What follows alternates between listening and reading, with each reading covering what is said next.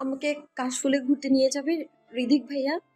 সকাল থেকেই স্টাডি টেবিলে বসে বসেই ইউনিভার্সিটির প্রজেক্ট নিয়ে ল্যাপটপে কাজ করছিল ঋথিক। 12 বছরের রীতির কথায় চোখ ল্যাপটপে রেখেই উত্তর দিল। নিয়ে গেলে কি দিবি? একটু ভেবেই রীতি বলে। তুমি যা চাও তাই দেব। ঋধিক এবার উঠে এসে বিছানার কোণায় দাঁড়ানো রীতির একদম কাছে এসে দাঁড়িয়ে রীতির বেবি হেয়ারগুলো কানের পেছনে গুজে দিতে দিতে বলে। সত্যি তো? যা চাইবো তাই? রীতি একগাল হাসি নিয়ে বলে। হ্যাঁ, যা চাও তাই। ধপ করেই খাটে বসলো 23 বছরের রীতি। তারপর রীতিকে ইশারা করে বলল কোলে বসতে। রীতি দৌড়ে গিয়ে দুপাশে দু পা দিয়ে ঋদিকের উরুতে বসেই দু পায়ে কোমর আর দু হাতে গলা জড়িয়ে ধরল। আমার পুরো ফেস আর গলায় কিসি দে। রীতি একগাল হেসেই প্রথমে কপালে, তারপর দুগালেই, নাকে, চোখে, তারপর গলায় কিস করতেই ঋধিক দু হাতে দুপাশের চাদর খামচে ধরল। সইতে না পেরে এক হাত কোমরে আর অন্য হাত রীতির চুলের মাঝে ঝুঁকিয়ে ঠোঁটে ঠোঁট মিলিয়ে গভীর চুম্বনে ব্যস্ত হলো। লেহনের সাথে গভীর শোষণে মেতে উঠেই সে আর রীতি ড্যাব ড্যাব করে তাকে বোঝার চেষ্টা করলো কি হচ্ছে, কিন্তু পারল না বুঝতে। হুট করেই কাজ ভাঙার শব্দেই ঝাড়া দিয়ে রীতিকে মেঝেতে ফেলে দিল রীতি। ব্যথায় আহ শব্দ করে উঠল রীতি। তারপর চোখ গেল দরজায়। ঋধিক মাথা নিচু করে দাঁড়িয়ে আছে, আর তার সামনেই তার মা, মানে রীতির বড় চাচি। হঠাৎ ঋধিকের মা এসে সজোরে ঋধিকের গালে বরাবর থাপ্পড় দিয়ে রীতিকে নিয়েই চলে গেলেন তিনি। ওই দিন রীতি আর রুম থেকে বের হয়নি। পরের দিন সকালে জানতে পারে ঋধিক সকাল 7টায় তার মামার কাছে ইতালিতে চলে গিয়েছে। 6 বছর পর জানুয়ারি মাসের প্রথম শুক্রবার আজ। নতুন বছরের আমেজে মেতেছে পুরো মানব জাতি। সে অনুভূতি থেকে পিছিয়ে নেই ঢাকার গুলশানে অবস্থিত চৌধুরী বাড়িও। বরং আজ তাদের নতুন বছরের সাথে সাথেই 6 বছর পর বাড়ির বড় ছেলে আগমনের উৎসব মেতেছে। চৌধুরী বাড়ির বড় ছেলে মেহেরাজ ঋধিক চৌধুরী। শুধু বড় ছেলে আসছে না, তার সাথে চৌধুরী বাড়ির আরও 2 ছেলে, মেরহাজ হৃদয় চৌধুরী এবং মাহতাব রাব্বি চৌধুরী। চৌধুরী বাড়ি 3 ভাইয়ের কঠোর পরিশ্রম এবং তাদের পরিবার নিয়েই তৈরি চৌধুরী বাড়ি। চৌধুরী বাড়ির মূল 3 ভাই, মোহাম্মদ ওসমান চৌধুরী, সাজ্জাদুল রাজীব চৌধুরী, মাহতাব রিজিক চৌধুরী। 16 বছরের ওসমান, 14 বছরের রাজীব এবং 11 বছরের রিজিককে রেখে তাদের মা বাবা আগুন দুর্ঘটনায় মারা যায়। তারপর উপায় না পেয়ে 3 ভাই গার্মেন্টসে চাকরি নেয়, পাশাপাশি পড়াশোনাও চালায়। 3 ভাই মিলে 3-4 বছর পরে কাপড়ের ধারণা এবং জমাপুঁজি নিয়ে ব্যবসা শুরু করে, কিন্তু ভাগ্য সাথে ছিল না, লস হয়। তারপর আবার চাকরি করে আগের থেকে বেশি জমাপুঁজি এবং ধারণা নিয়ে আবারও ব্যবসাতে নামে 3 ভাই মিলে। এবার ভাগ্য আর ফিরায় না তাদের, ধীরে ধীরেই হয়ে ওঠে সফল ব্যবসায়ী। 3টা গার্মেন্টস বাংলাদেশের প্রতিটি জেলায় বেশ কিছু শোরুম, সাথে গার্মেন্টস প্রোডাক্ট এক্সপোর্টের মাধ্যমে তৈরি করেন নিজেদের ফ্যাশন ডিজাইনিং কোম্পানি। চৌধুরী বাড়ির সদস্য সব হলো 3 ভাইয়ের পরিবার নিয়ে। মোহাম্মদ ওসমান চৌধুরী সবার বড় এবং তিনিই বাড়ির আর ব্যবসার কর্তা। তার স্ত্রী রিধিরা বেগম। ওসমান চৌধুরী এবং রিধিরা চৌধুরীর 3 সন্তান, 2জন যমজ ছেলে। মেহেরাজ ঋধিক চৌধুরী, বয়স 29, বিদেশে পারিবারিক বিজনেস সামলায় এবং নিজের কোম্পানি আছে। তার থেকে 3 মিনিট ছোট মেহেরাজ হৃদয় চৌধুরী, ইতালির একটি ইউনিভার্সিটির টিচার। আর একটি মেয়ে মেহজাবিন রিধিকা চৌধুরী, বয়স 23, ইউনিভার্সিটির ফাইনাল ইয়ারে। 3 ভাইয়ের মধ্যেই মেজ রাজীব চৌধুরী। ওসমান চৌধুরীর পর সংসারের সমস্ত সিদ্ধান্ত তিনিই নেন। রাজীব চৌধুরীর স্ত্রী সামিয়া চৌধুরী, তাদের 3 মেয়ে 1 ছেলে। বড় মেয়ে সামিরা, বিয়ে হয়েছে, 3 বছরের ছেলেও আছে, স্বামী নিয়ে চট্টগ্রামে থাকে। মেজ মেয়ে রোজা চৌধুরী, বয়স 17 প্রায়, কলেজে 2য় বর্ষে এইচএসসি ছাত্রী। ছোট মেয়ে রাত্রি চৌধুরী, বয়স 15, এসএসসি দিবে। আর একমাত্র ছেলে সিয়াম চৌধুরী, বয়স নয়, 4র্থ শ্রেণীতে পড়ে। আর ছোট ভাই রেজিক চৌধুরী, বাড়ির 3য় কর্তা এবং বিজনেসের সমস্ত ডিল উনিই ঠিক করে। বিবাহিত জীবনে উনি একা। মেয়ের জন্মের পর থেকেই তার স্ত্রী অসুস্থ থাকতেন। মেয়ের বয়স যখন 5 বছর, তখন তার স্ত্রী দুনিয়ার মায়া ত্যাগ করেন। তারপর সন্তান নিয়েই তার জীবন। রিজিক চৌধুরীর 2 সন্তান, ছেলে মাহতাব রাব্বি চৌধুরী, বয়স 26, পড়াশোনা শেষ করেছে মাত্রই, ইতালিতে থাকে। আর মেয়ে মেহেজারিন রীতি চৌধুরী, বয়স 17 বছর 5 মাস, ইন্টার 2য় বর্ষের ছাত্রী। কিছুদিন পর এইচএসসি দিবে। 3 ভাই এবং তাদের পরিবার মিলেই তৈরি চৌধুরী কুঞ্জ। শুক্রবার দুপুর 12টা, ছুটির দিন হওয়াতে বেশ আরামে ঘুমাচ্ছে রীতি। নিচে থেকে বেশ অনেকবার একে একে সবাই ডেকেছে, কিন্তু রীতির ওঠার কোনো নাম নেই। বিরক্ত হয়ে রিধিকা ওপরে আসে। দরজার সামনে একটা বোর্ড ঝোলানো, তাতে লেখা বিরক্ত করা নিষেধ। করলে 500 টাকা, 2 প্লেট কাচি আর 5 প্লেট ফুচকা জরিমানা করা হবে। রিধিকা দীর্ঘশ্বাস ফেলে পিনকোড দিয়ে ভিতরে গিয়ে আটকে ওঠে। বিছানার হেডবোর্ড 1 পা উঠানো, আর সাইড টেবিলে 1 পা কোমরের নিচে মাথার বালিশ, আর মাথার নিচে কোল বালিশ, সাথে মুখের উপর আরেকটা বালিশ। এক হাত পেটের উপর, অন্য হাত মাথার সাইডে। আর বিছানার চাদর দেখেই মনে হবে কেউ যুদ্ধ করেছে। রীতির এভাবে ঘুম নতুন কিছু নয়। সে ঘুমপ্রেমী মানুষ। তার জীবনে একটাই সুখ, তা হলো ঘুমানো। রিধিকা কাছে গিয়ে মুখের উপর থেকে বালিশ তুলে দেখে রীতি হা করেই মুখ খুলে ঘুমাচ্ছে। তখনই রিধিকার মাথায় শয়তানি বুদ্ধি আসে। সে নিজে গিয়েই এক টুকরো লেবু এনে রীতির হা করা মুখে সমস্ত রস চিবে দেয়। সাথে সাথেই নাকমুখ কুঁচকে লাফিয়ে ওঠে রীতি। রীতিকে উঠতে দেখে রিধিকা দৌড়ে নিচের দিকে ছোটে, আর রীতি যখন বুঝলো তার সাথে কি হয়েছে, তখন সেও রিধিকার পিছন ছুটল। কিন্তু সিঁড়ি দিয়ে নিচে আসতেই পা গেল থেমে। সামনে থাকা মানুষটিকে দেখেই সাথে সাথে জ্ঞান হারায় রীতি। মুখে পানির ছিটা পেয়ে জ্ঞান ফিরে রীতির। জ্ঞান ফেরার পর উঠে দাঁড়ায় ড্রয়িং রুমে সোফায় বসা মেহেরাজ রিধিক চৌধুরী। আর তার আশেপাশে সবাই দাঁড়ানো, কেউ কেউ পাশে বসা। রিধিককে দেখে হয়ে থাকতে দেখে পাশ থেকে সামিয়ে বলেন। কি রে রীতি, এভাবে দাঁড়িয়ে আছিস কেন? রীতি এখনো ব্যাককেলের মতোই দাঁড়িয়ে। সে ভাবছে সে কি আদৌ জেগে আছে নাকি স্বপ্ন দেখছে। রিধিক তো ইতালি ছিল, তা দেশে কিভাবে? ভাবতে ভাবতেই নিজের হাতে নিজে চিমটি দিয়ে ব্যথা অনুভব করে নাকমুখ কুঁচকে ফেলে। না, সে স্বপ্ন দেখছে না। তার পরপর চোখ যায় পাশে বসা রিধিক এবং রাব্বির দিকে। নিজের ভাইকে 6 বছর পর সামনে দেখে ছুটে গিয়ে কোলে বসে জড়িয়ে ধরে কান্না করে দেয়। রাব্বিও আদরে হাতে বোনের মাথায় বুলিয়ে দেয়। হুট করেই ঘুম থেকে উঠে এমন কিছু দেখে তার গলা দিয়ে কথাই বের হচ্ছে না, তাই জিজ্ঞাসা দৃষ্টিতে সবার দিকে তাকায়। রীতির তাকানো বুঝতে পেরে সামিয়া বলেন। তুই জানিস না আজকে ওরা আসবে? না, আমাকে কেউ কিছু বলেনি। আমি না করেছিলাম বলতে, বললে আর সারপ্রাইজ থাকতো না। রাব্বির কথা শুনে রীতি তার দিকে তাকিয়ে আদরে বিড়াল ছানার মতো ভাইয়ের বুকে মাথা গুঁজেই কাঁদো কাঁদো কণ্ঠে বলে। তুমি কি আবার চলে যাবে? না, আমরা একেবারে এসেছি, কিন্তু বিজনেসের জন্য হয়তো হৃতিক ভাইকে যেতে হতে পারে। আর হৃদয় ভাই 3 মাস পর চলে যাবে, তার ইউনিভার্সিটির জব আছে। কিন্তু আমি আর যাচ্ছি না আমার আদুরে পুচকিকে ছেড়ে। রীতি রিধিক আর হৃদয়ের কথা শুনে একবার তাকায়, কিন্তু চোখ রিধিকের দিকে পড়তেই মুখ মলিন হয়ে গেল। রিধিক এবং হৃদয়ের সাথে সামান্য কুশল বিনিময় করে ওপরে চলে যায় রীতি। ভাই, আমাদের জন্য চকলেট আনোনি? রিধিক এতক্ষণ যাবৎ রীতির যাওয়ার দিকেই তাকিয়েছিল। সিয়ামের কথায় তার দিকে ফিরে একটা হাসি দেয়। কেন আনবো না? তোমাদের সবার জন্য অনেক অনেক গিফট আর চকলেট আছে। সন্ধ্যার পর সবাই একসাথে করবো। বাবু, তোরা উঠতো, গিয়ে আগে ফ্রেশ হয়ে আয়, খাবি। রান্নাঘর থেকে রিধিরা বেগমের কথা শুনে বাকিরাও তাড়া দিতে থাকে। বড় আম্মু, বড় আব্বু, মেঝো আব্বু আর আব্বু কখন আসবে? আমি তো ভাবছি আমাদের দেখে তারা কতটাই না সারপ্রাইজ হবে। রাব্বির কথায় সবাই মুচকে আসে। রিধিক আশেপাশেই তাকায় একবার। মেজো আম্মু, রোজা রাত্রে কোথায়? তোদের রুমগুলো ঠিকঠাক করে গোছাচ্ছে? তোরা তো একজনও নিজেদের ঘরের কাজে লোক যা পছন্দ করিস না। আচ্ছা।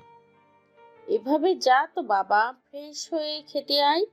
3জন কথা না বলে চুপচাপ ওপরে চলে যায়, আর বাকিরাও নিজেদের কাজেই লেগে পড়ে। এদিকে রীতি ওপরে এসে রুমে বসে ভাবছে হঠাৎ করে কি হলো। কৌতূহলে সে আবার নিচে আসে। বড়মা, হঠাৎ তোমার ছেলেদের চরণে ধুলো চৌধুরী কুঞ্জে পড়লো যে? আগামী মাসের 25 তারিখে রিদিকার বিয়ে, ভুলে গেলি? ও হ্যাঁ, যাক, ভালোই হলো। এবার আর তোমার ছেলেদের যেতে দিও না। আর যেতে চাইলে গলায় বউ ঝুলিয়ে তারপর দিও। এখন এসব পাকা কথা বলতে হবে না। তোর বড় আব্বু, মেজো আব্বু আর তোর বাবা এরও বলে যা রিদিকে রুম থেকে রোজা আর রাত্রিকে ডেকে নিয়ে আয়। সামিয়ার কথায় রীতি ন্যাকামি করে বলে। আমি পারবো না, তুমি যাও। বলেই সিয়ামের পাশে সোফায় বসে পড়ে। এই মেয়েকে নিয়ে আর পারলাম না। হ্যাঁ রে হুদিকা, তুই যা সোনা মা আমার, ডেকে দে একটু আর দেখ তোর ভাইয়ের কিছু লাগবে কিনা। এদিকে রীতি আর সিয়ামের সাপে নেউলে ঝগড়া শুরু। কিছুক্ষণ পরেই বাড়ির তিন কর্তা এসে সোফায় বসে। এদিকে রীতি আর সিয়ামের চুলোচুলি লেগে গেছে। রীতি সিয়ামের চুল ধরেই টানছে আর সিয়াম রীতির চুল। তাদের এই অবস্থা দেখে তিন কর্তা সজোরে হেসে ওঠে। রান্নাঘর কাজ করতে থাকা রিধিরা এবং সামিয়া বেগম দীর্ঘশ্বাস ফেলে মাথা দুদিকে নাড়িয়ে বোঝায় এরা আর ভালো হবে না। এদিকে সিঁড়ির ষষ্ঠ ধাপে রিধিকা, চতুর্থ ধাপে রোজা আর দ্বিতীয় ধাপে রাত্রি বসেই তিনজনের হাতে তিনটি নুডলসের বাটি। তারা ঝগড়া উপভোগ করছে আর খাচ্ছে। সবাই এমনভাবে বসে আছে যেন এটা তাদের প্রতিদিনের লাইভ বিনোদন। কি হয়েছে? তৃতীয় বিশ্বযুদ্ধ কেন মামুনি? বড়ব্বু, আমি পোকেমন দেখবো, কিন্তু এই পিচকি ইঁদুর রিমোট দিচ্ছে না আমায়। আসসালামু আলাইকুম গাইস, আশা করি আপনারা সবাই ভালো আছেন। আমি অনেক ভালো আছি। আসলে যে কারণে ভয়েসটা দেওয়া সেটা হলো প্রতিটা গল্প 15 থেকে 20,000 ভিউ আসে, কিন্তু লাইক দেন না, কমেন্ট করেন না, আবার সাবস্ক্রাইবও করেন না। রোজা থেকে এত কষ্ট করে গল্প বানাই যদি আপনারা কমেন্ট বা সাবস্ক্রাইব না করেন, সত্যি অনেক কষ্ট হয়। আসলে কথাগুলো বলতে চাইনি, মনের কষ্টগুলো প্রকাশ করছি শুধু আপনাদের কাছে। এত কষ্ট করেও যদি নেগেটিভ হয়, পজিটিভ না হয়, তাহলে সত্যি কষ্ট লাগে। প্লিজ লাইক, কমেন্ট, সাবস্ক্রাইব করে দেন চ্যানেলটা। সবাই ভালো থাকবেন। আল্লাহ হাফেজ। আমি টিকি ইঁদুর হলে তুই টিকার বংশ, আর আমি এখন মতু পাতলু ডাকবো। আমি চিকা হলে তুই ছাড় পোকার বংশ। তাহলে তুই উলু পোকা। ওদের চুলোচুলি ঝগড়া দেখেই তিন কর্তার হাসি থামার নাম নেই। বড়ব্বু, মেজো আব্বু, বাবা কিছু বলবা ওকে? রিমোট দিতে বলো। বড় আব্বু, বাবা, ছোট আব্বু, তোমাদের মেয়েকে বলো আমার রিমোট নিয়ে টানাটানি না করতে। সবাই চুপ। এখন একজনের হয়ে কথা বললে অন্যজন গাল ফোলাবে। এসব বিপদে পড়তে তারা রাজি নয়। আর এদিকে এদের চুলোচুলি মারামারিতে রূপ নিয়েছে। এমন সময় সিঁড়ি দিয়ে নামতে নামতে রিধিকের কথায় তার দিকে তাকায় সবাই। 17 বছরের দামড়ি হয়ে 9 বছরের বাচ্চার সাথে ঝগড়া করতে লজ্জা করে না? হাতে পায়ে দামড়ি হয়েছে, মাথায় কি গোবর ভরা? সবকিছু একটা লিমিট থাকা দরকার। এতদিন পর রিধিকের এমন আচরণে রাগে ফুঁসতে ফুঁসতে ওপরে চলে গিয়ে শব্দ করে দরজা বন্ধ করে দেয় রীতি। রিধিক একটা লম্বা নিঃশ্বাস নিয়ে সোফার কাছে এগিয়ে গিয়ে তার ছোট চাচার পাশে এসে বসে। ছোট আব্বু, তুমি রাগ করো না প্লিজ। আমি সবার থেকে শুনেছি আর নিজেও জানি রীতি কেমন। তোমাদের সবার আদর পেতে পেতে কারো শাসন গায়ে মাখে না। এইভাবে চললে পরে বিগড়ে যাবে। এখন বড় হচ্ছে রীতি, কারো না কারোর ভয় থাকা উচিত। সমস্যা নেই বাবা, আমিও চিন্তায় ছিলাম এই নিয়ে। মা মরা মেয়ে আমার কখনো শাসন করা সম্ভব হয়নি, আর আমার মতোই বাড়ির সবাইও আদরে রেখেছে। ঠিক ভুল সব মেনে নেয়, যাতে কখনো এটা মনে না করে যে মা নেই বলে অবহেলা করে সবাই। কিন্তু এতে এখন কারো কথায় পাত্তা দেয় না, ভয় করে না। উল্টো কিছু বললে ইমোশনাল কথা বলে যে তার মা নেই বলে আমরা এমন করি। কি করব বাবা, মেয়েটা বিগড়ে যাচ্ছে। আমার উপর ছেড়ে দাও। এখন থেকে আমি শাসন করব, আর কথা দিচ্ছি ওকে লাইনে নিয়ে আসবো। শুধু একটা কথা, আমি মারি কাটি বকি, কেউ কিচ্ছু বলবে না। ঠিক আছে, কিন্তু বেশি শাসন করো না। সেটা আমি দেখে নেব। এরপর রিধিক গিয়ে বাবার পাশে বসে তাকে জড়িয়ে ধরে। তোমাকে অনেক মিস করেছে বাবা। কেমন আছো তুমি? ওসমান নিজের আর সামলাতে পারে না। 6 বছর পর ছেলেকে পেয়ে জড়িয়ে ধরে কান্না ভেজা কণ্ঠে বলেন। আমিও অনেক মিস করেছি। আমার দুইটা কলেজা আমার থেকে দূরে ছিল। কেমন থাকি বাবা, কিন্তু এখন একদম ঝাক্কাস হয়ে গিয়েছি। আমার দুই কলেজা আমার কাছে ফিরে এসেছে। ড্রয়িংয়ে থাকা সবাই চোখ মলিন হয়ে আছে বাবা ছেলেকে এমন করে দেখে। রান্নাঘরে থাকা রিধিরা শাড়ির আঁচল দিয়ে চোখ মুছেন। যমজ হলেও রিধিক ছিল বাবার পাগল, আর হৃদয় মার আঁচলে থাকতো মা পাগল। রিধিক রাগী, পাগল, উন্মাদ, রকচটা। মারামারি করা, সাথে হাসি তামাশা খোলা মনের। আর হৃদয় ঠিক তার বিপরীত, চুপচাপ, শান্ত, একাকিত্ব, নীরবতা, নরম কোমল ধরনের। দেখতে একই রকম হলেও হৃদয় একটু বেশি ফর্সা, কিন্তু হৃদিক একটু কম হালকা ফর্সা। হৃদিকের চোখ বাদামি আর হৃদয়ের কালো। হৃদয়ের কানে একটি জন্মদাগ আছে, কিন্তু হৃদিকের নেই। বাকি একই রকম দেখতে, কিন্তু দুইজনের জামা কাপড়ের ধরন আলাদা, পছন্দ আলাদা, স্বভাব চরিত্র সব আলাদা। আর হৃদয় টিচার টাইপ, চশমা পরে, কিন্তু হৃদিক পরে না। দুইজনের চাপদারি আর বাম চোখের নিচে ছোট কালো তিল আছে। হৃদিরা চৌধুরী রীতির সাথে ছেলের আচরণ দেখে খুশি হন। ওই দিন রীতি এবং হৃদিককে কাছাকাছি ঘনিষ্ঠ দেখে সে কিছু বলেননি, শুধু ছেলেকে একটা থাপ্পড় দিয়েই চলে আসে। কিন্তু রুমে এসে ভাবতে থাকে কিভাবে কি করবে। তার কিছুক্ষণ পর হৃদিক সোজা এসে বলে সে দেশ ছেড়ে মামার কাছে ইতালি যেতে চায় পড়াশোনার জন্য। প্রথম না চাইলে অপরে রীতিরা ভাবেন এটা উঠতি বয়সের আবেগ, দূরে গেলেই ঠিক হয়ে যাবে। আর এই বিষয় বের হলে পরিবার ভাঙবে, তাই সে রাজি হয়। কিন্তু ছেলে পরের দিনই যেতে চাইছে, এটা তো সম্ভব না। তাই রাতেই ছেলেকে সিলেট পাঠান এবং 7 দিন পর ওসমানকে নানানভাবে সব ভুলভাল বুঝিয়ে আসল সত্যি গোপন করে ছেলেকে পাঠিয়ে দেন। তারপর ছেলের একাকিত্বের কথা ভেবেই 3 মাস পর হৃদয় এবং রাব্বিকেও পাঠিয়ে দেন। রাব্বি প্রতি বছর 2 বার করে আসতো। হৃদয় 6 বছরে 3 বার এসেছে, কিন্তু হৃদিক দেশে আসেনি। নিয়মিত যোগাযোগ করলেও রীতির সাথে যোগাযোগ করতো না বললেই চলে। হৃদিরা 6 বছরে বুঝে গেছেন ছেলের আবেগ শেষ, কিন্তু তাও ভয় ছিল। তা আজকের ব্যবহারে পরিষ্কার। এখন সে অনেক খুশি। রীতিকে অপছন্দ করে তেমন না। সে রীতিকে কখনোই নিজের মেয়ের থেকে কম দেখেনি, বরং বেশিই দেখেছেন। কিন্তু হৃদিক যেই রাগী, আর তখন হৃদি ছিল অনেক ছোট। এগুলো বয়সের আবেগ ভেবেছে রীতিরা। তার ওপর হৃদিক নিজের চাচাতো ভাই, সাথে 11 বছরের বয়সে তফাৎ। এগুলো যদিও সমস্যার কারণ না, কারণ রীতি ছোট আর হৃদিক অনেক বড়। আবেগে ভুল করে ফেলবে নিজেকে সামলাতে না পেরে, যেমন তিনি ওই দিন দেখেছে ঘনিষ্ঠ হতে। এসবের মাঝে সবচেয়ে বড় কারণ হৃদিকার ছোট বোন বাচ্চা জন্ম দেওয়ার সময়ে মারা যায়। কিন্তু মারা যাওয়ার আগে হৃদিকার থেকে কথা নেয় তার বড় ছেলের সাথে তার মেয়ের বিয়ে দিবে। আর হৃদিরা বোনের শেষ ইচ্ছে রাখতে কথা দেয়। জানুয়ারিতে মেঘ সচরাচর দেখা যায় না, কিন্তু আজ প্রকৃতি অন্য খেলায় মেতেছে।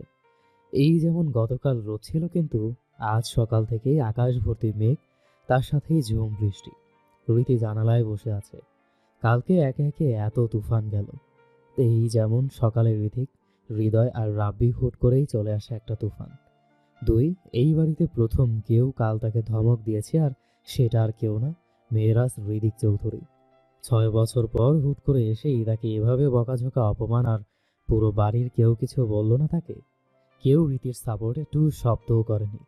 এতটুকু হলেও ঠিক ছিল, কিন্তু রীতির 2 দিন আগে হাত কেটেছে, তাই নিজের হাতে খেতে পারছে না। খাবারের টেবিলে আসার পর যখন সামিয়া বেগম রীতিকে খাইয়ে দিচ্ছিল, তখন হৃদিক সামনের চেয়ার থেকে খেতে খেতে বলে, এত বড় এক দামড়ি মেয়েকে খাইতেছ কেন বেজম্ম? মহারানীর হাতে কি ফসকা পড়েছে নাকি? নাকি আমি যত সব।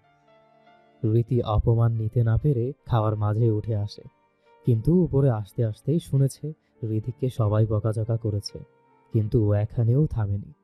সন্ধ্যার সময় সবাই ড্রয়িং রুমে আসে। রীতি চায়নি আসতে, কিন্তু নিজের ভাইয়ের কথায় আসতে হলো।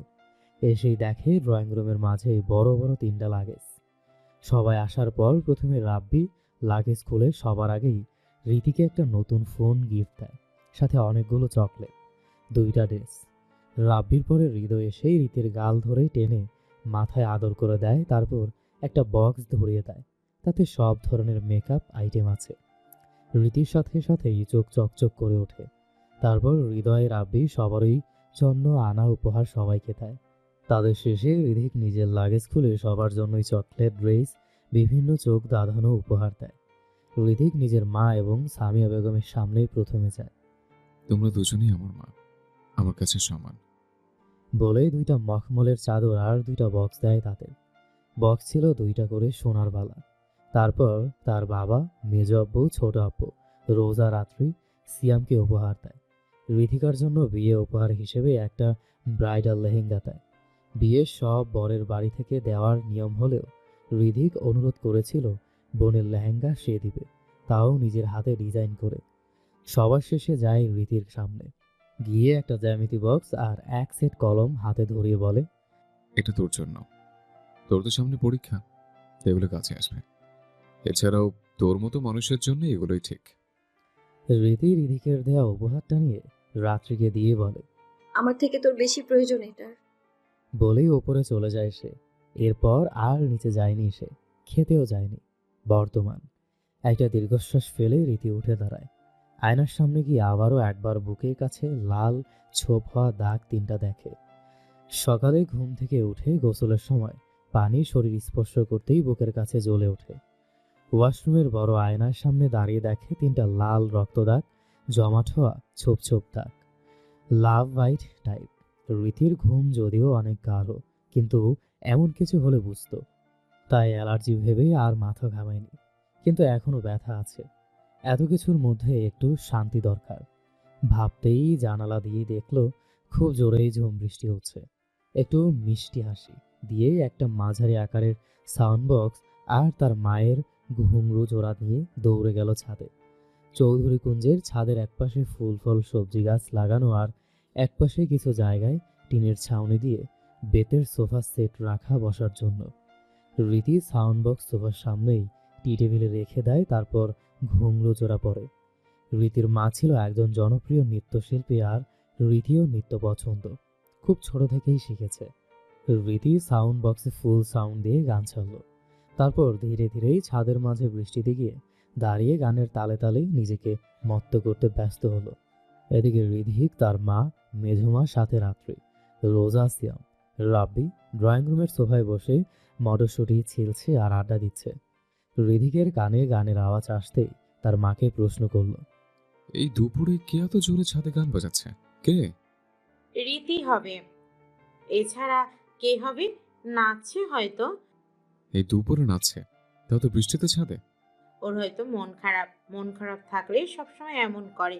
ছোট ভাবির ঘুঙুর আছে ওর কাছে এক জোড়া, ওটা পরে ছাদে নাচে। রিধিরা একটু বলে আবার মন দিল মটরশুঁটি আর আড্ডায়। ঋদ্ধিক, কালকে ওর সাথে এত রাগ করা ঠিক হয়নি, হয়তো তাই মন খারাপ।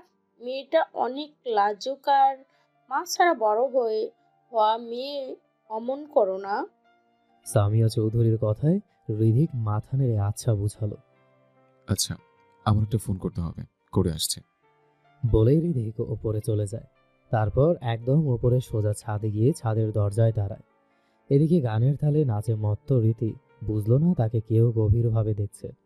গানের এই লাইনগুলোতে রীতির নাচের তাল দেখলে মনে হবে কোনো অপ্সরা নাচে। কোমর, পা আর হাতের তাল, সাথে ঠোঁটে এক চিমটি হাসি। কালো ওড়নাটা আড়াআড়ি করে বাঁধা, কালো চুড়িদার ফ্রকের সাথেই পায়ে লাল ঘুঙরু।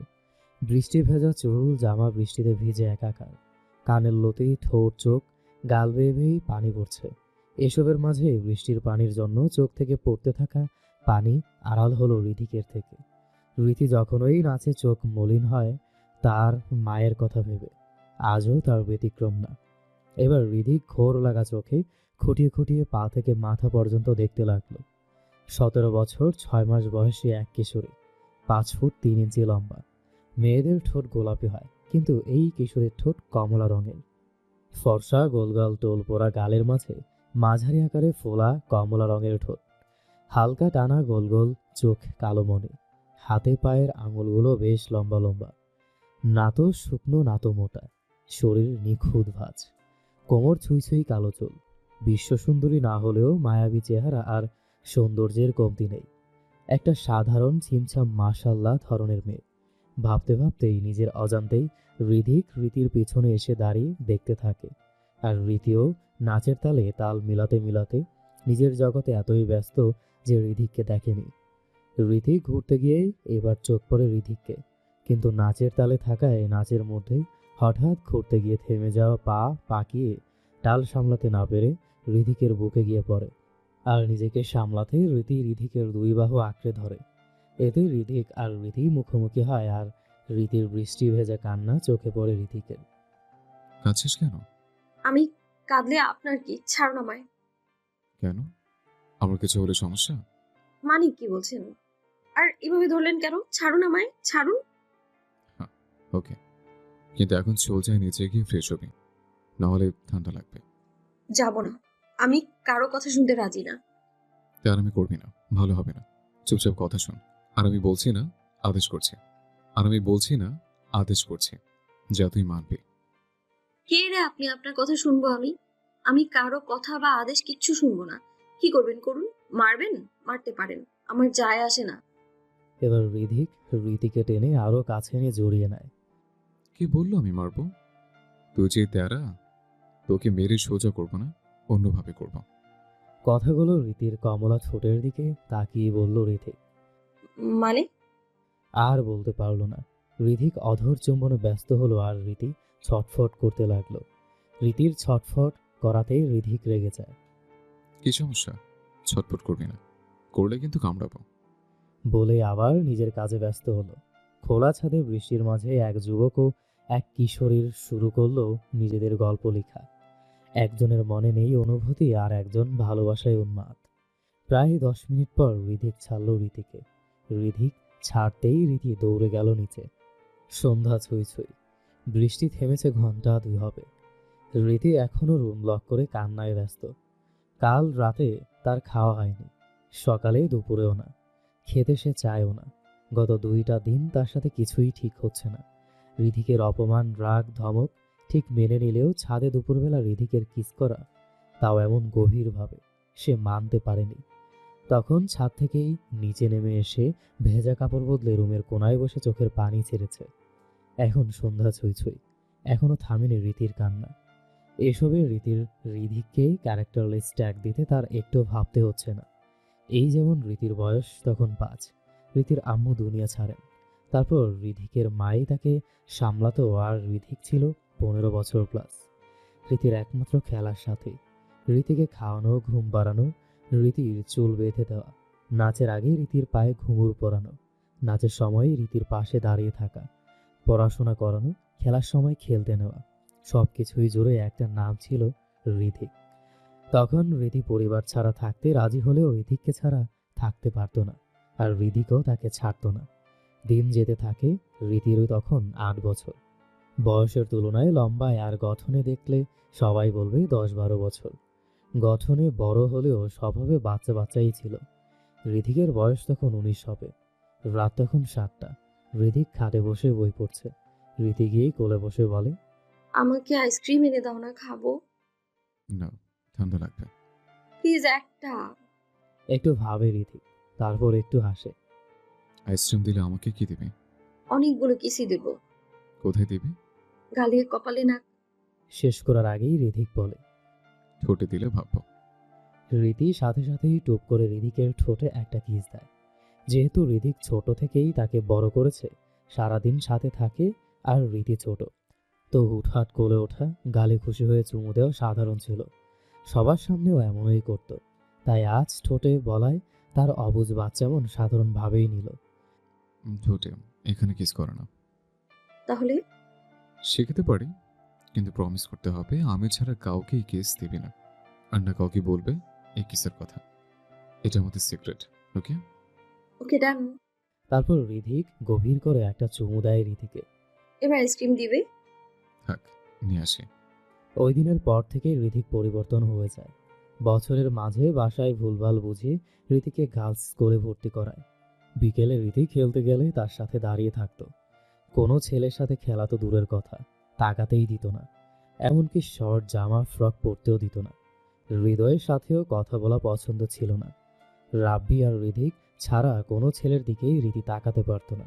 আর ওই দিনের পর থেকেই প্রতিদিন একবার করে সবার আড়ালে রিধিক রীতিকে চুমু দিত। এর বেশি রিধিক আগাত না।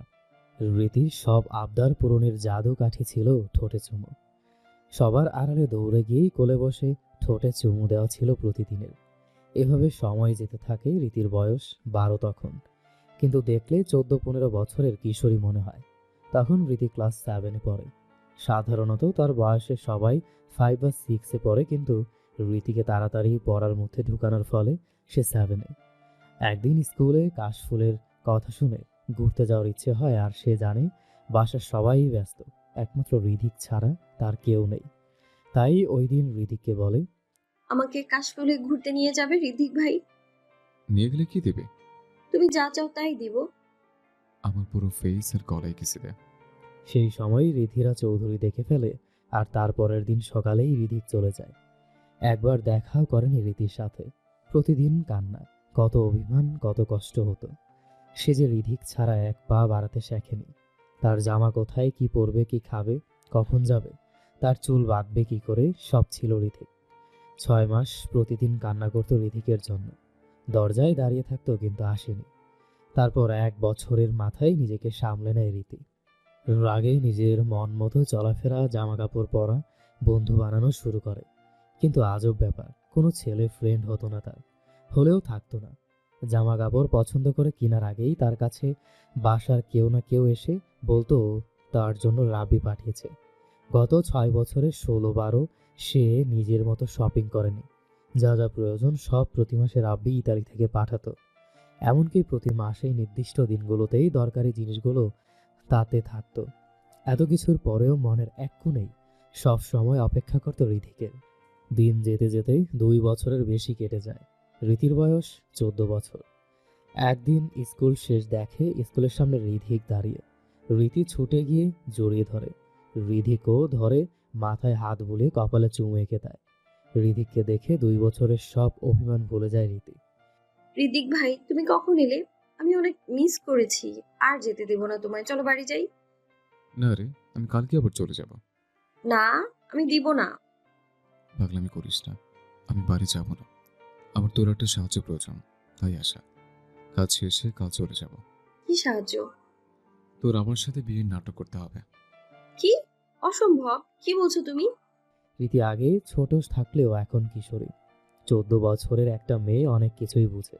তাই 8 বছর থেকে 12 বছর পর্যন্ত সবকিছু ভেবে এক অদ্ভুত ভালো লাগা তৈরি হয় তার মনে। ছোট কিশোরীর মনে যে রিধিকের জন্য ভালো লাগা আবেগে ভরে আছে। যা বলছি মন দিয়ে শোন। আমি একটা মেয়েকে খুব ভালোবাসি, কিন্তু এখনো সময় হয়নি তাকে পাওয়ার। আর এখন সম্ভব না আমার আর তার একসাথে থাকা। এটা তার জন্য ক্ষতিকর। তাই তাকে সুরক্ষিত রাখতে দেশ ছেড়ে যাই আমি। কিন্তু দেশ ছেড়ে যাওয়ার পর ইতালির এক মাফিয়ার মেয়ে আমার পেছনে পড়ে। 2 বছরে যখন তাকে বোঝাতে পারিনি, তখন বলেছিলাম আমার পরিবারে আমার চাচাতো বোনের সাথে আমার আকত করিয়ে রেখেছে, আর তোর ছবি দেখিয়ে দেয়। কিন্তু সে মানে না, বলে বিয়ের ছবি দেখাতে পারলে আমাকে আর বিরক্ত করবে না। তাই বলছি তুই একটু সাহায্য কর। কথাটা শুনে গলায় কথা আটকে যায় রীতির। ভালো লাগা জন্মানোর পরই এমনটা কেন হলো তার সাথে? কি হলো, করবি? রীতি কিছু না ভেবেই ওপর নিচ মাথা দোলায়। তাহলে আমি কালকে সকালে এখানে থাকবো। স্কুলে কথা বলে ছুটি নিয়ে যাব। তারপর তোকে সাজিয়ে ছবি তুলে নেব। আর শোন, আমি বাসায় যাব না। বাসায় যেন কেউ না জানে আমি দেশে এসেছি। জানলে কিন্তু তোর খবর আছে। রীতি ওই দিন অনেক কষ্টে বাসে আসে। সারাদিন রাত কান্না করেছে। পরের দিন সকালে রিধিক স্কুলে কথা বলেই নিয়ে যায় রীতিকে একটা ফ্রেন্ডের ফ্ল্যাটে। রিধিকের সব ফ্রেন্ডই রীতি চিনে। বাসায় আসা যাওয়া কিন্তু এদের চিনল না। শুধু যার ফ্ল্যাট তাকে চিনে, রিধিকের বেস্ট ফ্রেন্ড লাবিব। সারাদিন রিধিক আর সে একসাথেই থাকতো, কলিজার বন্ধু বলে চলে। বাকিদের কথা জিজ্ঞেস করতেই রিধিক বলেছে তার বিদেশে যাওয়ার পর তাদের সাথে বন্ধুত্ব হয়েছে। ফ্ল্যাটে যাওয়ার পর রিধিক আর সে বাদে লাবিব ও রিধিকের 3 জন ফ্রেন্ড ছিল, তার মধ্যে একজন মেয়ে আছে, 23-24 হবে বয়স। রিধিক কিছু শপিং ব্যাগ দিয়ে রীতিকে একটা রুম দেখিয়ে দেয়। তারপর সেই মেয়েটি তাকে রেডি করে দেয়। লাল টুকটুকে বেনারসি, হালকা একটা গলার হার, কানে ঝুমকো, টিকলি, হাতে 2টা মোটা চড়ি, নাকে বৌদের মতো একটা নথ, আর সব ছিলই সোনার। রীতি রেডি হয়ে বের হতেই দেখে রিধিক একটা সাধারণের মধ্যে সোনালি কাজ করা অসম্ভব সুন্দর শেরওয়ানি পরা, পাশেই ড্রয়িং রুমে সোফায় কাজী বসা। অবাক হয়ে তাকালো রিধিকের দিকে। কাজী কেন? আসল না, নকল কাছে। যদি ছবি ফেক ভাবে তা একটা ভিডিও করব। তুই সোফায় গিয়ে বস। সব আসল বিয়ের মতোই হবে, কিন্তু আসলে নাটক সব।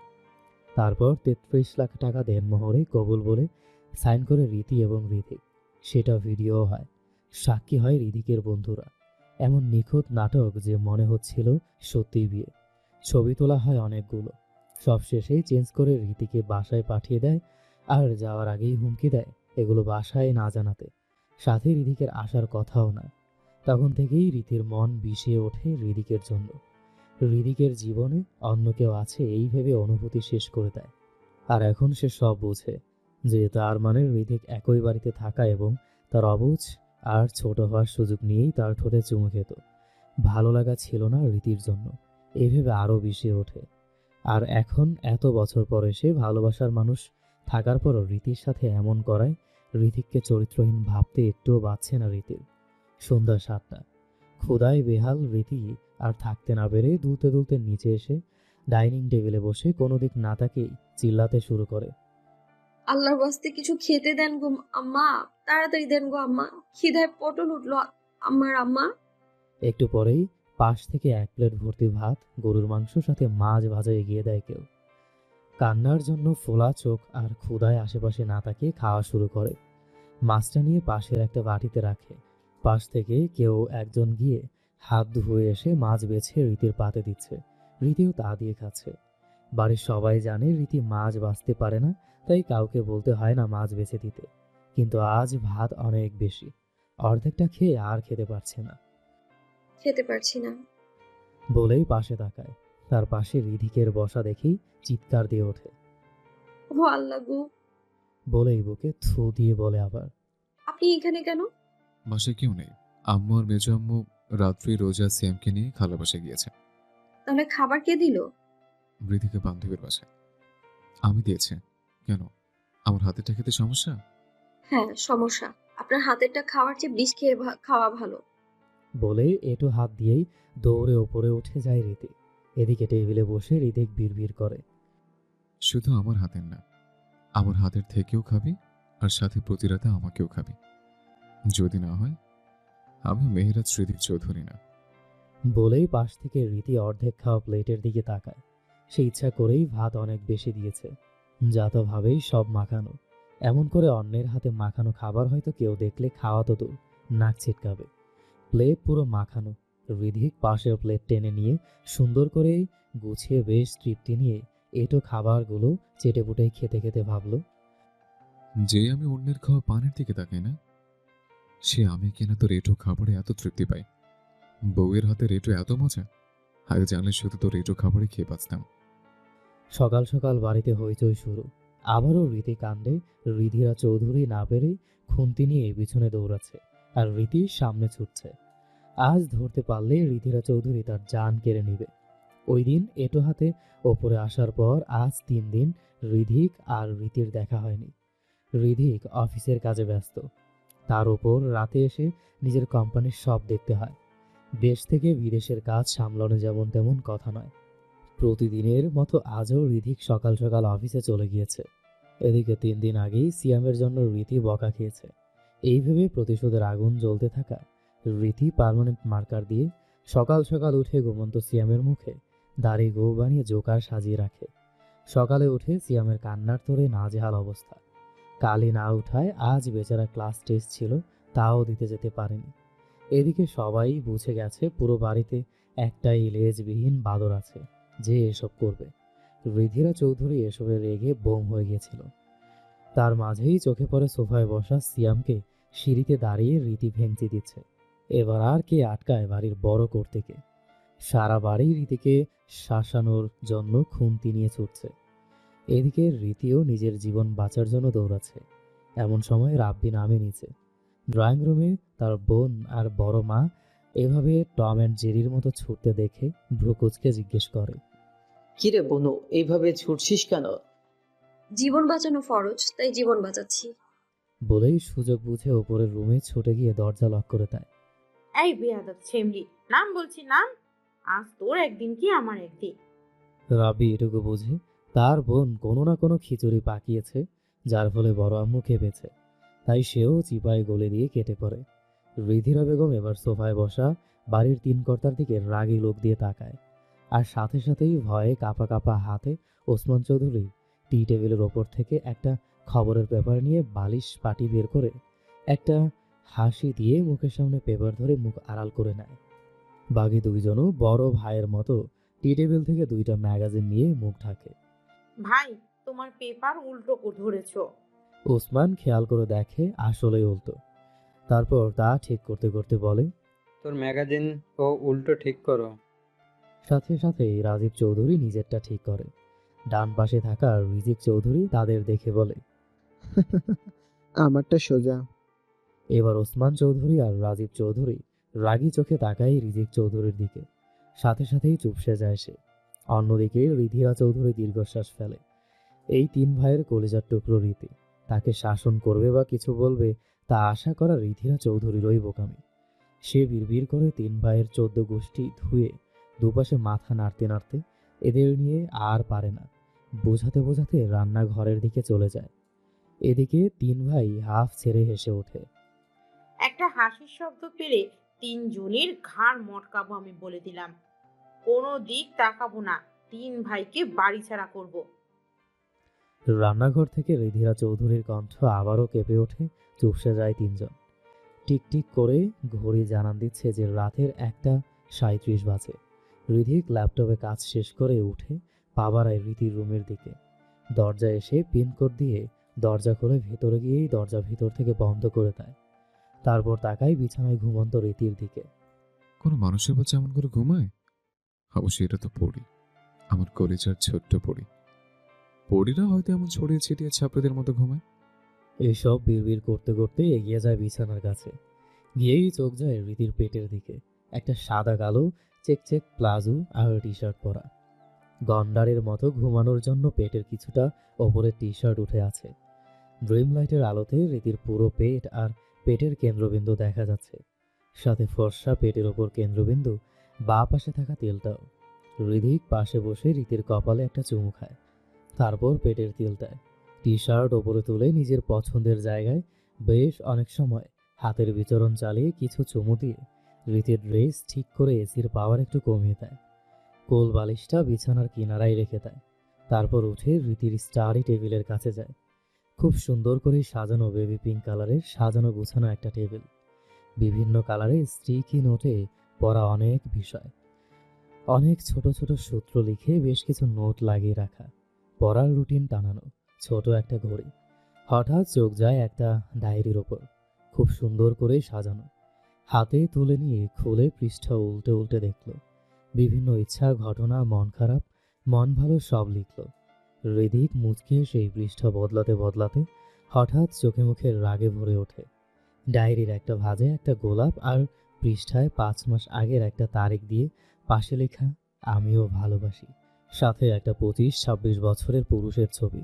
কোনো মতেই নিজেকে সামলে ডায়েরি আর ছবিটা নিয়ে রুম থেকে বেরিয়ে পড়ে রিধিক। অন্যদিকে হৃদয় বারান্দায় দাঁড়িয়ে আছে। পেছন থেকে একটি কোমল হাত জড়িয়ে ধরল তাকে। হৃদয়ের পিঠে মুখ গুজে আষ্টে পৃষ্ঠে জড়িয়ে ধরে। এত দেরি কেন?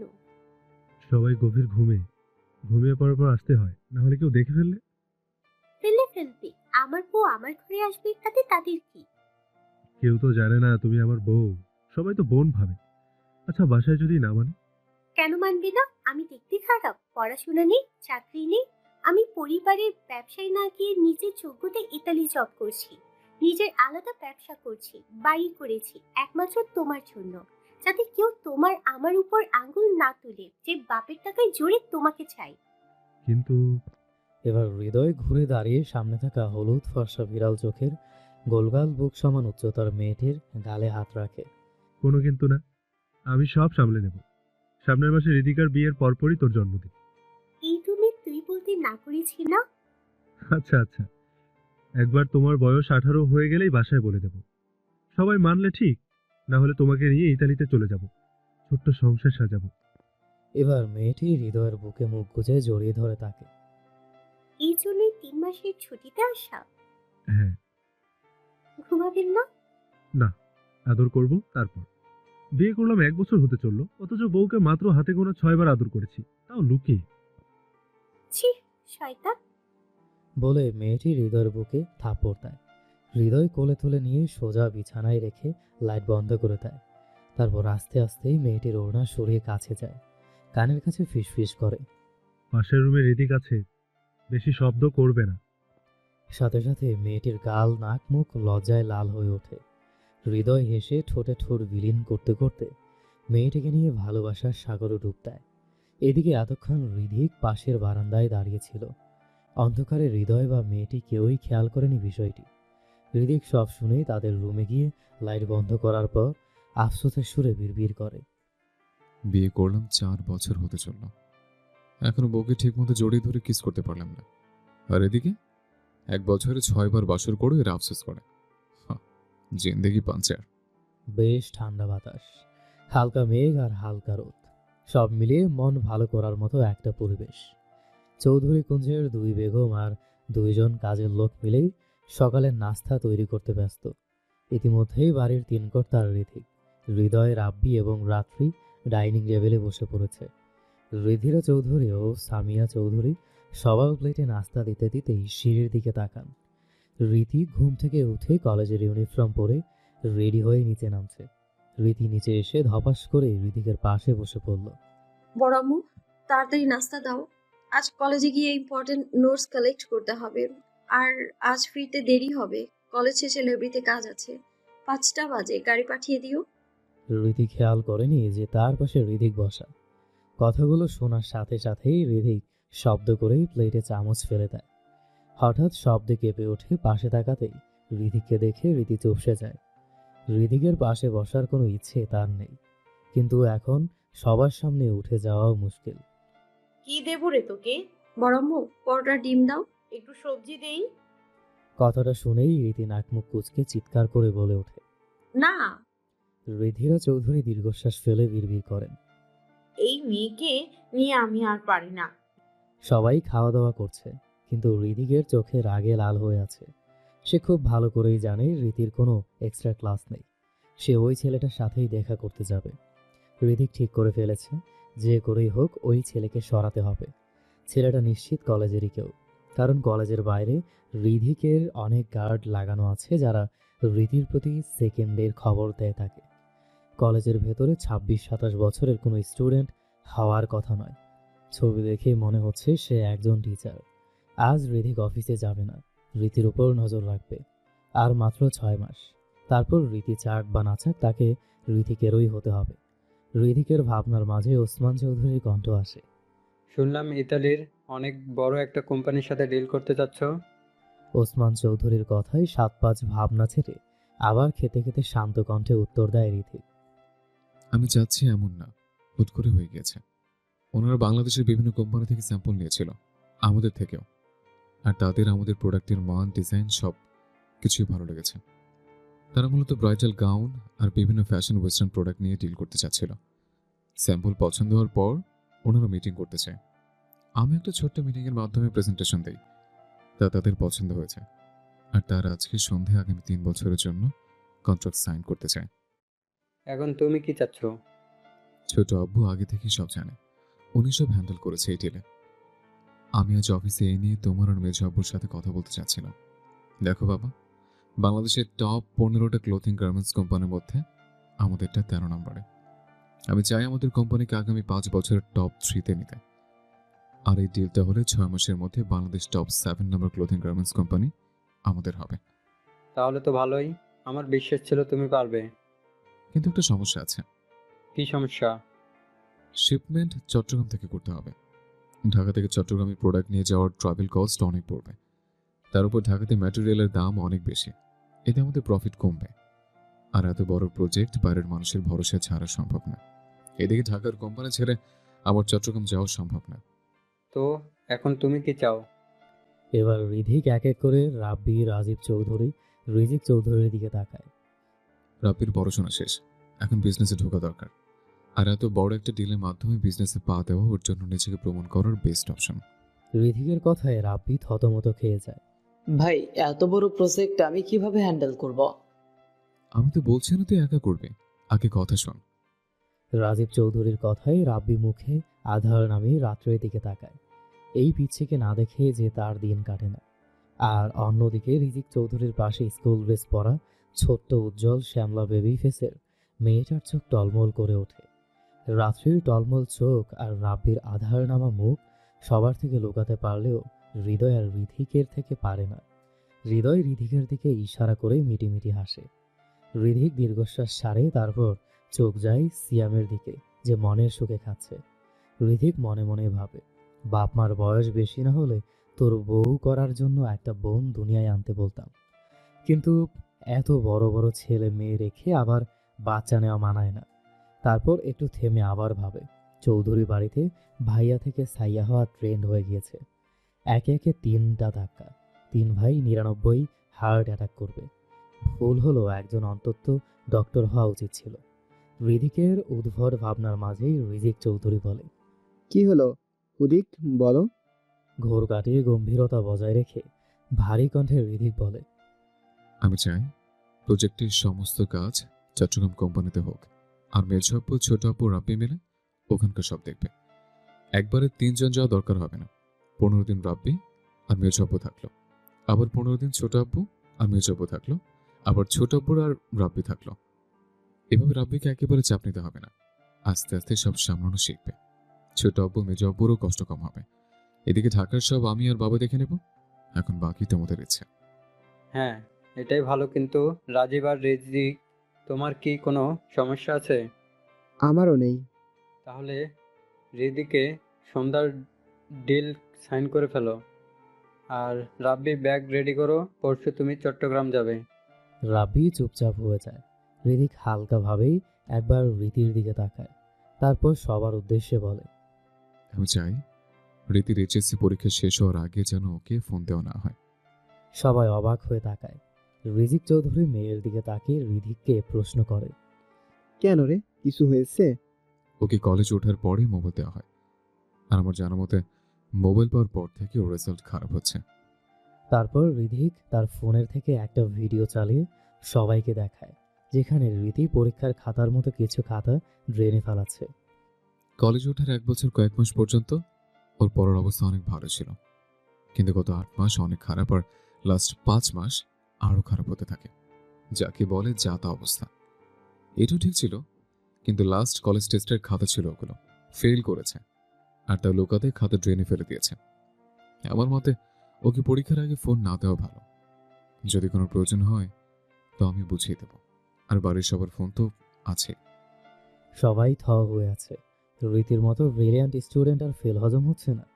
এদিকে রিজিক চৌধুরী আর রাব্বির আগে ফুসছে। সব দেখে রীতির এখন জীবন যায় যায়। আল্লাহ, মাটি ফাঁক করো, আমি ঢুকে যাই, মনে মনে বিড়বিড় করলো রীতি। এসির নিচেও সে এখন ঘামছে। রাব্বি, রীতির এইচএসসি পরীক্ষার আগে ওকে মোবাইল দিবি না। ওর ঘর থেকে গিয়ে মোবাইল নিয়ে আয়, মোবাইল আমার কাছে থাকবে। রিজিক চৌধুরীর কথাই রিধিক মনে মনে হাসল। যাক, তার প্রথম কাজ শেষ, যোগাযোগ বন্ধ করা শেষ। এবার ছেলেটাকে খুঁজতে হবে। রিধিরা হুট করেই রিধিককে প্রশ্ন করে বসে, রিদিকা এত কিছু জানলে কি করে? ভুলে যাচ্ছ আমিও একই কলেজে পড়েছি। দেশে ফিরে কলেজে যাই টিচারদের সাথে কথা বলতে, কিন্তু যে এসব শুনে আর একদিন পর এক পরিচিত বন্ধু ওকে রাস্তায় এমন করতে দেখে ভিডিও করে পাঠায়। ভাবো, এই গোবর পড়ানোর জন্য কতটা অপমানিত হয়েছে। রিধিরা আর কথা বাড়ায় না। সবাই খাওয়া শেষ করে যে যার মতো অফিস, কলেজ, স্কুলে চলে যায়। সকাল 8:25। রিধি কলেজে এসে মাত্রই ক্লাসে বসলো। রীতির পরপর ওর পাশে এসে জবা আর বিথি এসে বসে। রীতির জীবনে 2 জন বন্ধু, বিথি আর জবা। সেই স্কুল জীবন থেকেই তারা একসাথে। রীতির মন খারাপ দেখেই বিথি জানতে চাইল, বাসার সব খুলে বলে রীতি। বিথির কথায় বিরক্ত হয় রীতি। পাশ থেকেই বোঝানোর জন্য জবা বলে, দেখ, হুট করে এমন পরিবর্তনে যে সবাই তোর প্রেম নিয়ে সন্দেহ করেনি, এটাই শুক্রিয়া কর। ভাব, এসব জানলে কি হতো? আর এসব ঝামেলায় জড়ানোর পর থেকেই তুই কেমন হয়ে গেছিস, আমার স্যারকে সুবিধার মনে হয় না। চুপ! একটা কথা বলে উঠে চলে যাব। আমি যা বলবো আর করব ওইটাই ঠিক, শেষ। জবা বিথি এবার বিরক্ত হয়। সে সব বুঝেও বুঝতে চায় না, তাকে বোঝানোর চেয়েও না বোঝানোই ভালো। রীতির মধ্যে ভালোবাসা দেখা যায় না, কোনো একটা চাপা ক্ষোভ আর রাগ জিতে এই সব করা, কিন্তু কিসের তা আজও জানে না তারা। চৌধুরী কুঞ্জ বাড়ির 3 কর্তার সাথে ঋধিক অফিসে। রাব্বি চট্টগ্রাম যাবার আগেই কিছু কেনাকাটা দরকার, তাই বাইরে গিয়েছে। এদিকে রিধিরা বেগম আর সামিয়া বেগম রান্নায় ব্যস্ত। সিয়াম রাত্রি স্কুলে। সুযোগ কাজে লাগিয়ে হৃদয় চলে যায় রোজার রুমে। দরজা খোলাই ছিল, ভেতরে ঢুকে দেখে রোজা গোসল শেষ করে বের হয়ে ড্রেসিং টেবিলের সামনে দাঁড়িয়ে চুল শুকাচ্ছে আর গুনগুন গান গাইছে। হৃদয় ভিতর থেকে লক করে গিয়ে পেছন থেকে জড়িয়ে ধরে রোজাকে। আপনি এখানে? কেউ দেখে নিবে, বড় আম্মু, মা কেউ দেখে ফেলবে। প্লিজ আপনার রুমে যান। রোজার অস্থির কণ্ঠে বলা কথায় একটু হাসে হৃদয়। রোজার ভিজে চুলে নাক খসতে থাকে। দেখবে না বাসায় কেউ নেই, আর মা মেঝো রান্নাতে ব্যস্ত, এখন আসবে না। আর জানলে জানবে, নিজের বউয়ের ঘরে এসেছি, বড় নারীর ঘরে না। কিন্তু তারা জানে না আমি আপনার বউ। বউ, আমার আর ভালো লাগছে না, চলো জানিয়ে দেই প্লিজ। বউ ছাড়া ঘুমানো অনেক কষ্ট, পুরা জীবন নষ্ট, যৌবনের শ্রেষ্ঠ সময় ব্যর্থ। ছি, শয়তান, ছাড়ো। রোজা মাঝে মাঝেই ভাবে এই হৃদয় কারো সাথে মিশে না, তেমন কথাও বলে না, গম্ভীর থাকে। ছোট থেকেই হ্যাঁ এগুলো ছাড়া তেমন কথা বলতো না। সে তার সাথে যা বলে মানুষ শুনলে কোমায় চলে যাবে। শুরুতে তো রোজা ভাবতো হৃদয়কে জিনে ধরেছে। সরব না, রাতে না গোসল করলা, আমার সাথে তো এখন আবার কেন? এমনি শরীর ভালো লাগছিল না, তাই। কলেজে যাওনি কেন? যাওয়ার মতো রেখেছেন? হৃদয় শব্দ করে হাসে। বলা যায় জীবনের রোজা ছাড়া কেউ হৃদয়ের এমন শব্দ করে দাঁত বের করে হাসি দেখেনি। রাতে একটু বেশি হটনেস দেখিয়েছি নাকি? ছি, আমার লাগবে না আপনার হটনেস। শুনুন তো। ওমা, তুমি জানো মানুষ এমন হট জামাই দিনের বেলায় হারিকেন জ্বালিয়ে খুঁজে, আর তুমি পেয়েও দূরে সরাচ্ছ। জামাইয়ের হটনেস যদি অসুস্থ করে ফেলে, তাহলে সেই হটনেস চাই না আমার। হৃদয় আর কিছু বলার আগেই দরজায় শব্দ হয়। সামিয়া বেগম ডাকছে। ভয়ে রোজা জড়সড় হয়ে যায়। মাই শিখেছে। এখন এখন কি হবে? কিরে, খোল। কই রোজা, কি হলো, খোল। সামিয়া বেগম 10 মিনিট ডাকাডাকির পর রোজা রুমে দরজা খোলে। কিরে, কইছিলি, খুলছিলি না কেন? আমি তো গোসলে ছিলাম, দেখো চুলও ভিজা। তুমি কেন এসেছো? কোনো দরকার? ও হ্যাঁ, তোর মোবাইলটা দে তো। তোর মামার সাথে কথা বলতে বলতে আমার মোবাইল বন্ধ হয়ে গেছে। একটা জরুরি ব্যাপারে কথা বলছি। ও, এই নাও। রোজা তার স্টাডি টেবিল থেকে ফোনটা দিতেই সামিয়া বেগম তা নিয়ে চলে যায়। আর এদিকে রোজা হাফ ছেড়ে বাঁচে। দ্রুত গিয়ে আলমারি খুলতেই হৃদয় বেরিয়ে আসে। রোজা আস্তে করেই দরজা খুলে দেখে কেউ আছে কিনা। রাস্তা ফাঁকা দেখেই হৃদয়কে ইশারা করতেই হৃদয় এক ছুড়ে তার রুমে চলে যায়। রোজাও শান্তিতে বিছানায় গিয়ে বসে। দুপুর 12টা, টানা 3টা ক্লাসের পরে এখন গিয়ে কাঙ্ক্ষিত লোকটার দেখা মিলল। নিহান স্যার রোজার কলেজে আসার একমাত্র কারণ। মিস্টার নিহান ক্লাসে ঢুকে দাঁড়ায়। কেমন আছো সবাই? সবাই উত্তর দেয়। তারপর মিস্টার নিহান এগিয়ে গিয়ে রীতির বেঞ্চের সামনে দাঁড়ায়।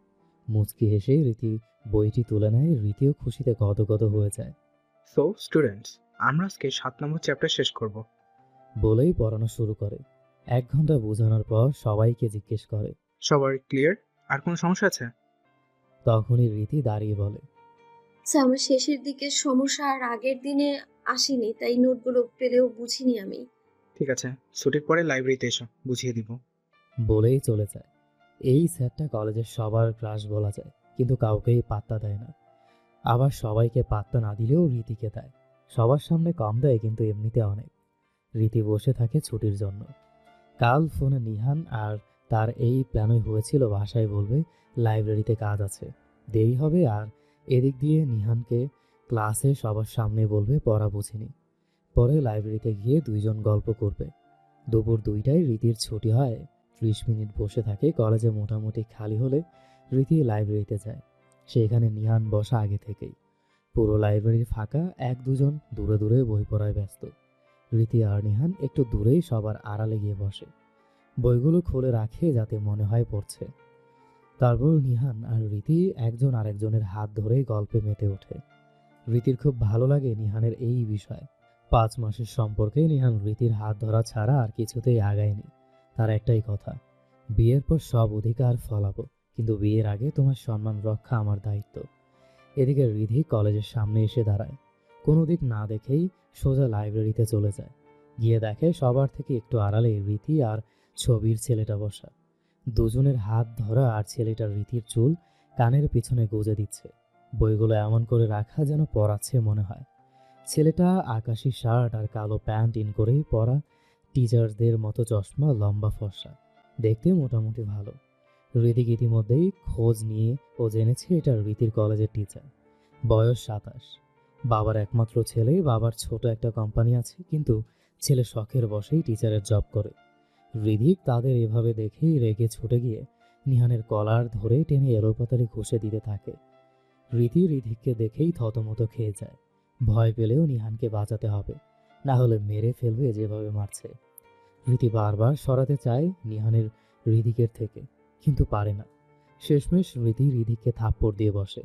থাপ্পড় খেয়ে থ মেরে কিছুক্ষণ দাঁড়িয়ে থেকে পাল্টা নিজের পুরুষালীর শক্ত হাতে রীতিকে থাপ্পড় দেয় রীতি মাটিতে পড়ে যায়।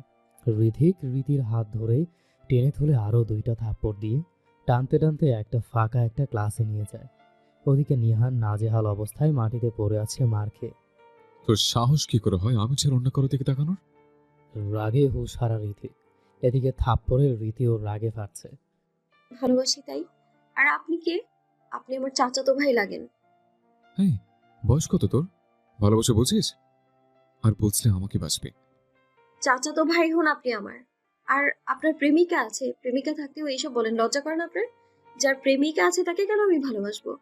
আমারও নিজের পছন্দের মানুষকে ভালোবাসার অধিকার আছে। না, নেই। আমার 4টা বউ থাকলে তুই আমাকেই ভালোবাসবি। ভালোবাসা জোর করে হয় না, জোর করে ভালোবাসা যায় না। আর আপনার মতো মানুষকে শুধু ঘৃণা করা যায়, ভালোবাসা যায় না। দরকার হয় জোর করে ভালোবাসবি, তো আমাকেই ভালোবাসবি। হয় না জোর করে ভালোবাসা, পারবো না বাসতে।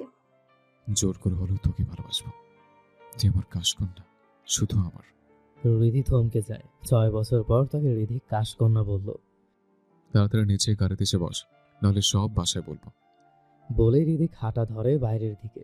রীতিও ভয়ে পিছন পিছন হাঁটতে থাকে। যেতে যেতে রিধিকে একটা রাগ মেশানো শয়তানি হাসি দিয়ে মনে মনেই বলে, কাল থেকে জোর করে তুই আমি ভালোবাসবি, তার ব্যবস্থা আমি করবো। গেট রেডি বলবলি, তোকে ভালোবাসিয়ে ছাড়বো।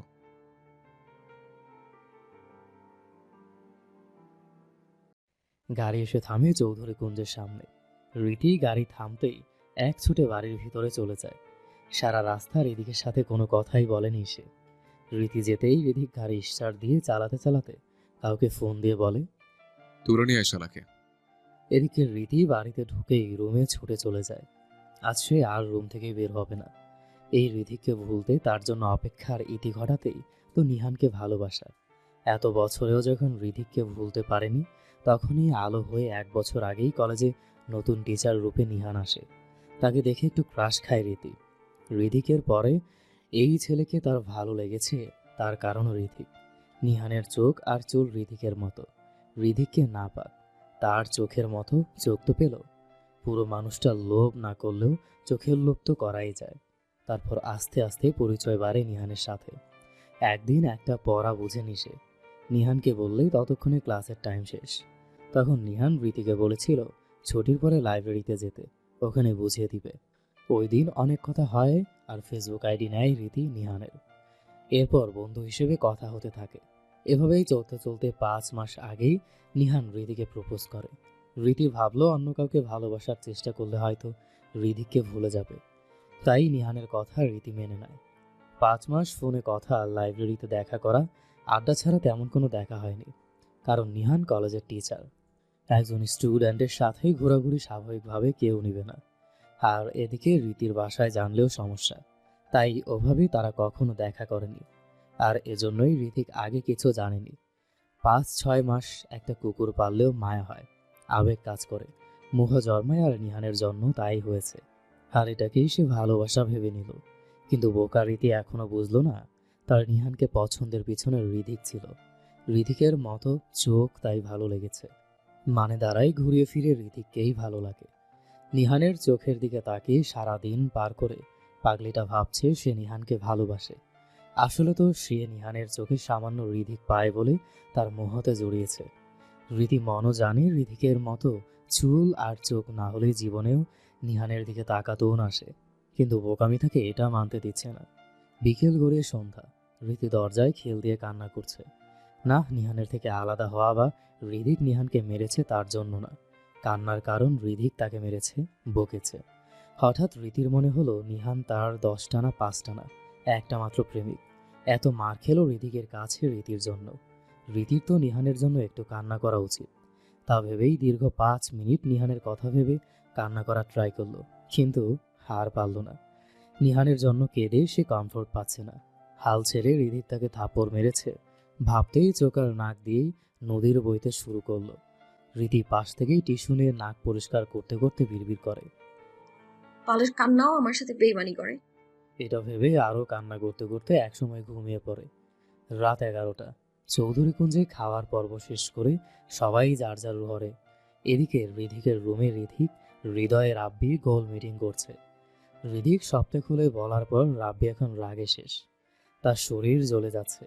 মূলত বিদেশ থাকতে এজন্যই সবাইকে না করেছিল রীতিকে মোবাইল না দিতে, কিন্তু কেউ শোনেনি। রীতির জিদের জন্য মোবাইল কিনে দেয় আর রাব্বি রিধিক। সবাই দেশে না থাকায় আরও সুবিধা হয় রীতির এসব করতে। এখন কি করবে ভাইয়া? যা করবো তোর বোনের জন্য ভালো হবে না। তুমি যদি প্রিন্সেসকে মেরেও ফেলো আমি বিশ্বাস করব ওর ভালোর জন্য মেরেছ। যে কিনা 6 বছরের বাচ্চার জন্য নিজের রক্ত বিক্রি করে পুতুল আনে, কলেজ শেষে সবার থেকে লুকিয়ে টিউশনি করে ড্রেস কিনে দেয় ছোট বড় আবদার মেটানোর জন্য। সকাল 10টা থেকে 3টা পর্যন্ত কলেজ করে না খেয়ে সন্ধ্যা 7টা অবধি টিউশনি করিয়েছে। এমনকি দেশে থেকে ইতালি গিয়ে পড়াশোনা চালানোর পাশাপাশি কফি শপে পার্ট টাইম কাজ করতো। তার কাশকন্যার চুলে পরার জন্য বিভিন্ন জিনিস পাঠাতে, তার পরার জন্য ড্রেস কিনে পাঠাতে। আর নিজের আলাদা বিজনেস দাঁড় করিয়েছে তার বুলবুলিকে ভালো রাখতে। সে হৃদিক খারাপ চাইবে মানতে পারলাম না। রাব্বির কথাই রিধিকের আগের কথাগুলো মনে পড়তে থাকে। চৌধুরীকুঞ্জের বড় ছেলে হওয়ার জন্য রিধিককে প্রতি মাসে বেশ অনেক টাকা হাত খরচ দেওয়া হতো 15 বছর বয়স থেকেই। রীতির মা মারা যাওয়ার পর থেকেই রিধিকের কাছেই বেশি থাকতো। ধরতে গেলে সারাটা দিনই চুল বাঁধা, খাওয়ানো, পরানো, ঘুমানো সব রিধিক ছিল। তখন সব আবদারও রিধিককেই করত, আর রিধিককে হাত খরচ যা দিত তার প্রয়োজনের থেকে অনেক বেশি। তাই সে অনায়াসেই তার বুলবুলি পাখিটার আবদার রাখত, আর তার আবদারের বাইরেও নিজের পছন্দ মতো সাজাতে পছন্দ করত। তখন বাড়িতে আরও ছোট বাচ্চা থাকলেও রিধিক প্রতিদিন আসার সময় কিছু না কিছু খাওয়ার হাতে করে নিয়ে আসতো। রীতি বয়স তখন 6 বছর ছিল। রিধিরা চৌধুরী ভাইয়ের বউ এসেছিল বেড়াতে, মূল কথা সংসারে আগুন দিতে। রিধিরা চৌধুরীর কান ভরার কাছে কেন আলাদা থাকে না, কেন রীতিকে পালে আদর দেয়। রিধিরা বেগম সবটা শুনে ইগনোর করেছিল। এমন সময় রীতির জন্য একটা পুতুল নিয়ে বাড়ি আসে। রিধিক এসে সোজা রিধিরা বেগমের পুতুল বের করে দেখায়। হ্যাঁ রে রদ্দিক, বাপের টাকায় আরেকজনের মেয়ের পিছনে নষ্ট কেন করিস? ওর বাপের কি টাকা নাই যে তোর বাপের টাকায় কিনে দিস? পাশ থেকে এমন কথাই রিধিক পাশে তাকিয়ে দেখে তার মামি বসা। আমার টাকা আমি যা খুশি তাই করবো, যাকে যা কিনে দিতে মন যাবে তাই দেব, আপনার কি? তেতে ওঠে মহিলাটি। এমন ভাব দেখাচ্ছিস যেন নিজের কামাই করে টাকা দিস তো বাপের টাকায়। এতই যখন বড় বড় কথা, পারলে নিজে ইনকাম করে দে না কিনে, সেই মুরত নেই। রাগে রিধিক পুতুলটা ছুঁড়ে ফেলে দেয়। এরপর থেকে নিজের ইনকাম করা টাকা দিয়ে বুলবুলির সব আবদার পূরণ করবো, বলে দিলাম। বলেই রিধিক বেরিয়ে যায়। এদিকে মহিলাটি কিছু কথা রিধিরা চৌধুরীকে শুনিয়ে চলে যায়। এদিকে রিধিক একটা পার্কে বসেছিল লাবিবের সাথে। কি করবে বুঝছিল না। পুতুল নিয়ে বাসায় না গেলে তার বুলবুলি রাগ করবে। এমন সময় রিধিক দেখে বারবার লাবিবের কল আসছে। রিধিক ইশারা করে ফোন তুলতে। লাবিব তোলে, কিন্তু কল রাখে লাউডে। লাবিব, তোর মামির লিডার পেন হচ্ছে, সি সেকশন করতে হবে, ইমার্জেন্সি ও নেগেটিভ রক্ত লাগবে, কোথাও পাচ্ছি না, তুই একটু দেখ, লাগলে টাকা দিব, তাও আমার 1 ব্যাগ রক্ত চাই। বলে লাবিব ফোন কেটে দেয়। আমার রক্ত ও নেগেটিভ, আমাকে 3000 টাকা দিলে আমি দিব রক্ত। পাগল না, কিন্তু আমার বুলবুলের জন্য সব করতে পারবো। লাবিব আরো কিছু বোঝায়, কিন্তু কাজ হয় না। শেষমেশ রক্ত দিয়ে টাকা নিয়ে পুতুল কিনে নিয়ে যায়। এর কিছু পর লাবিব 3টা টিউশনি ম্যানেজ করে দেয়। কলেজ শেষে তা করিয়ে যে টাকা পেত সব দিয়ে রীতির সব আবদার মেটাতো। এমনকি দেশ ছেড়ে যাওয়ার পর ওয়েটারের জব করত, তা দিয়েই মাসে মাসে সব কিনে পাঠাতো।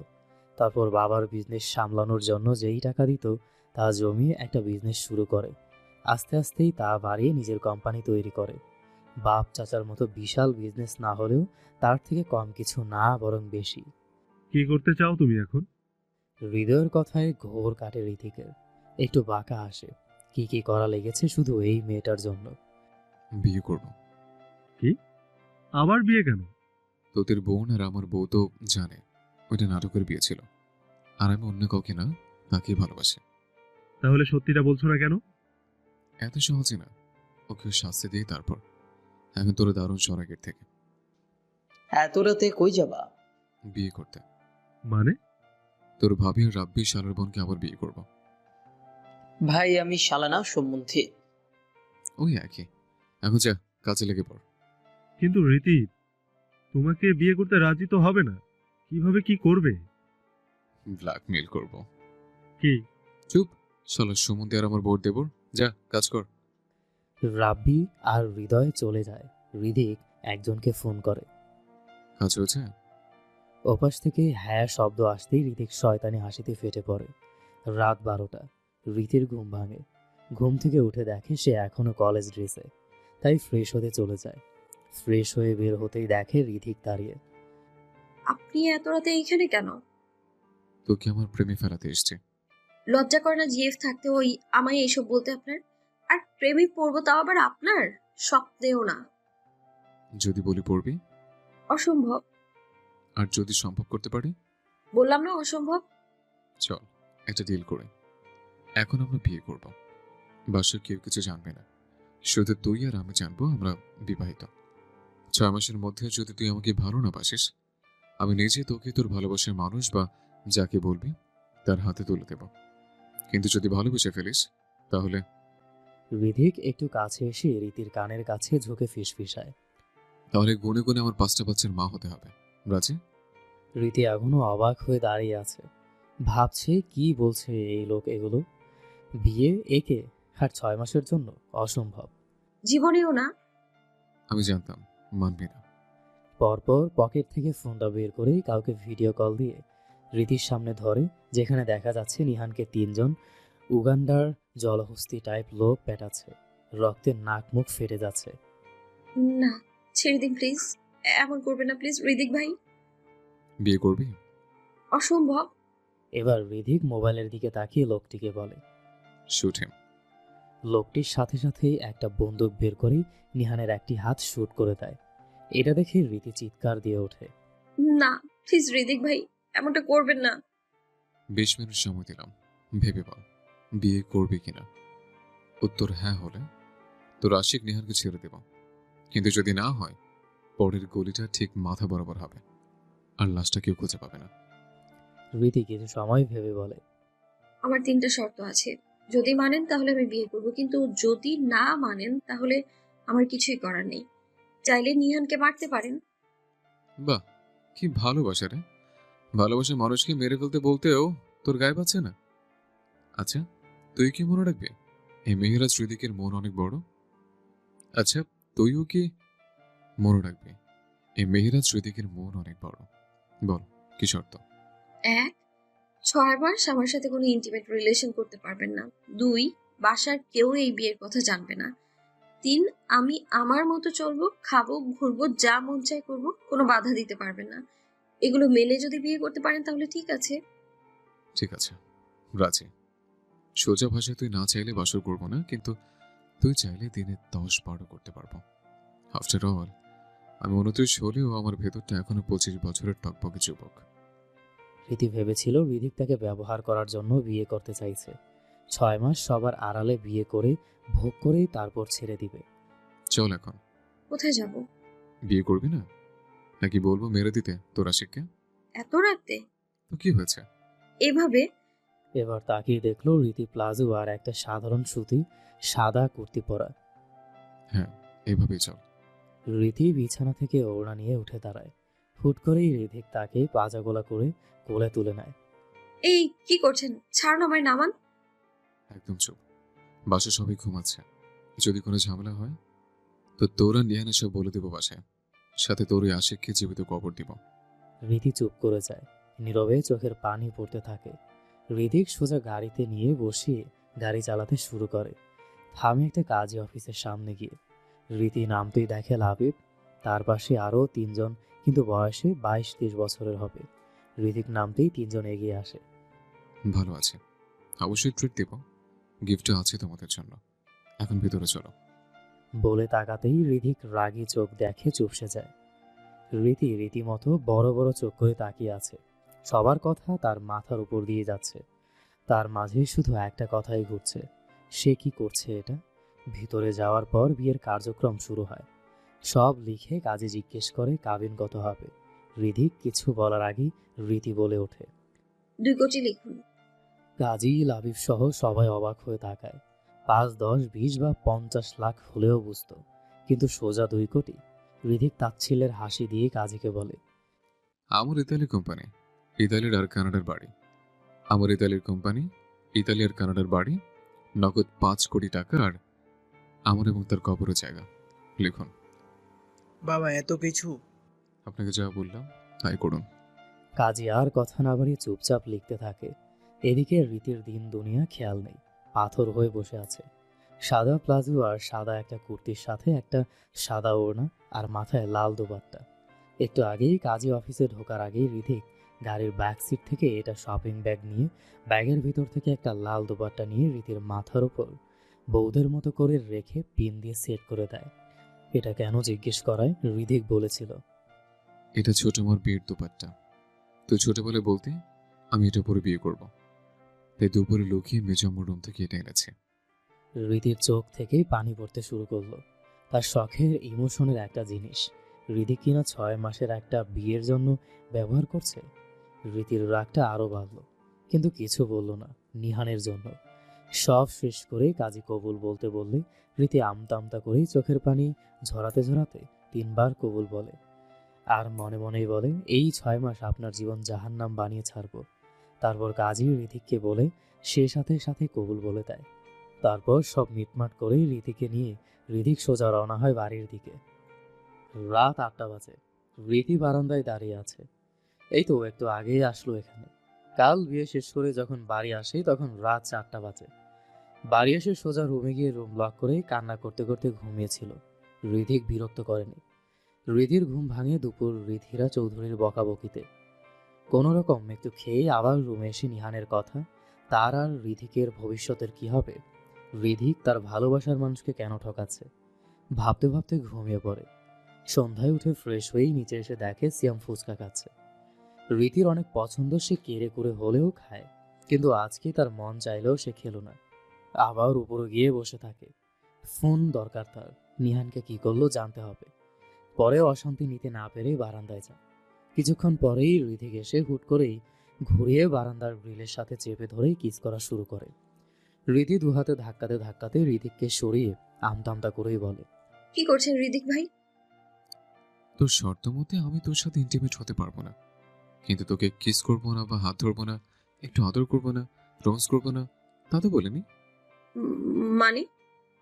ঋতিক রীতির কথায় পাত্তা না দিয়ে ঠোঁটে ঠোঁট ডুবিয়ে দেয়। হাত দুটো চেপে ধরে যাতে রীতি ছটফট কম করে, কিন্তু হাত পা ধরার পরেও রীতির ছটফটানি কমল না। ঋতিক বিরক্ত হয়, বেশ শক্ত গলায় বলে, ডোন্ট ডিস্টার্ব মি। ছটফট করলে আরো অনেক কিছু করবো।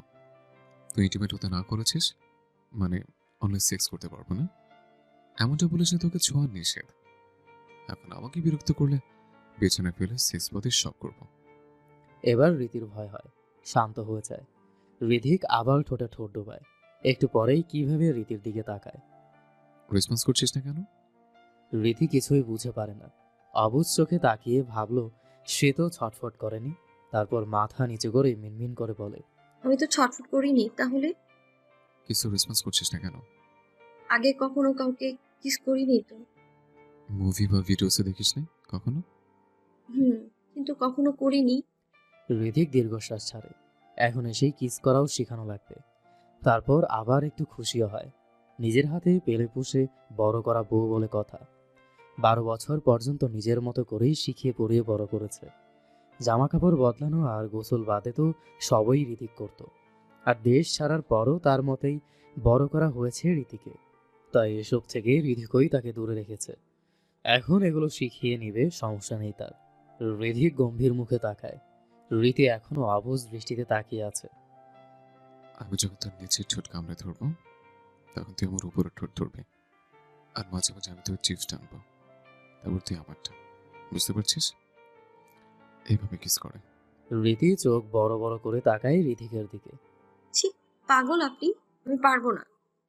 তাহলে চল, বেচার অন্য কিছু করিস না। না না প্লিজ। তাহলে ডিসমাস কর, ভালোভাবে করলে গিফট আছে। বলেই রিধিক আবার কিস করা শুরু করে, কিন্তু রিধিকের সাথে তাল মেলাতে পারছে না রীতি। তাও অনেক ট্রাই করছে। এক সময় রিধিক একটু নরম হয়, রীতিও আস্তে আস্তেই তাল মিলাতে থাকে। প্রথমে ভয় হলেও এখন নিজের অজান্তেই ঘরে গিয়ে চোখ বন্ধ করে। হালকা ভালো লাগায় তাল মিলাচ্ছে রীতি। রিধিক তা বুঝে আরও একটু নিজের সাথে মিশিয়ে নিজে আরও ঝুঁকে যায়। 5 ফুট 3 ইঞ্চির সামনে 6 ফুট অনেক লম্বা। নিজেকে নামিয়ে রীতির সাথে মিশিয়ে স্লো কিন্তু গভীরভাবেই কিস করতে থাকে। সে চাচ্ছে রীতি ভালো লাগার মতো করে থাকতে। রীতিও ঘরের মধ্যেই মিশে যায়। মিনিট 20 পরে রিধিক সরে আসে। রীতি মাথা নিচু করে ভারী নিঃশ্বাস নিচ্ছে। রিধিক হেসেই ডান হাতে নিজের ঠোঁট মুছে রুমে গিয়ে একটা প্যাকেট এনে রীতির হাতে দিয়ে চলে যায়। আর এদিক রীতি তপটা খেয়ে আছে। সে কি করলো এগুলো? সে তো নিহানকে ভালোবাসে, তাহলে রিধিকের সাথে কি হলো? আর তার ভালো লাগছে কেন এটা? তার তো রাগ হওয়ার কথা। এদিকে রিধিক নিজের রুমে এসেই সিগারেট ধরে আকাশের দিকে তাকিয়ে বলে, তোকে বাধ্য করবো ভালোবাসতে। এত এত সুখ তোর পায়ের কাছে এনে রাখবো যে তুই প্রতি সেকেন্ডে আমাকে চাইবি, কিন্তু তখন আমি তোকে আমি ছাড়া অন্য কাউকে বেছে নেওয়ার শাস্তি দেব। এভাবেই একটু একটু করে তোর অভ্যাসে পরিণত হবো। এমন অবস্থা করবো যে আমাকে 1 মিনিট না দেখলে ছটফট করবে, যেমনটা আমি 6টা বছর করেছি। তোর ঘৃণার মধ্যে ভালোবাসা ফুল ফোটাবো আমি, দেখে নিস। তোকে ভালোবাসিয়ে ছাড়বো আমি তোকে, আমার বুলবুলি। রিধিকের দেওয়া প্যাকেটটা নিয়ে রীতি ঘরে এসে কি আছে ভাবতে ভাবতেই খুলে দেখে ভর্তি ফুচকা। প্যাকেটটা একটু বড়, ভিতরে অনেকগুলো ফুচকা। রীতি তাকিয়ে গুনতে শুরু করে, হা হয়ে যায়। সেখানে 200টা ফুচকা, 4 রকমের টক, আলাদা করে ঝাল, পেঁয়াজ মরিচ দেওয়া। রীতি চোখ চকচক করে। সে সাথে সাথেই শুরু করে খাওয়া। 3 ঘন্টা বসে বসে 140টা শেষ করে বাকি নিচে রেখে আসে। রাত হয় তেমন কেউ নেই, সবাই যার যার মতো।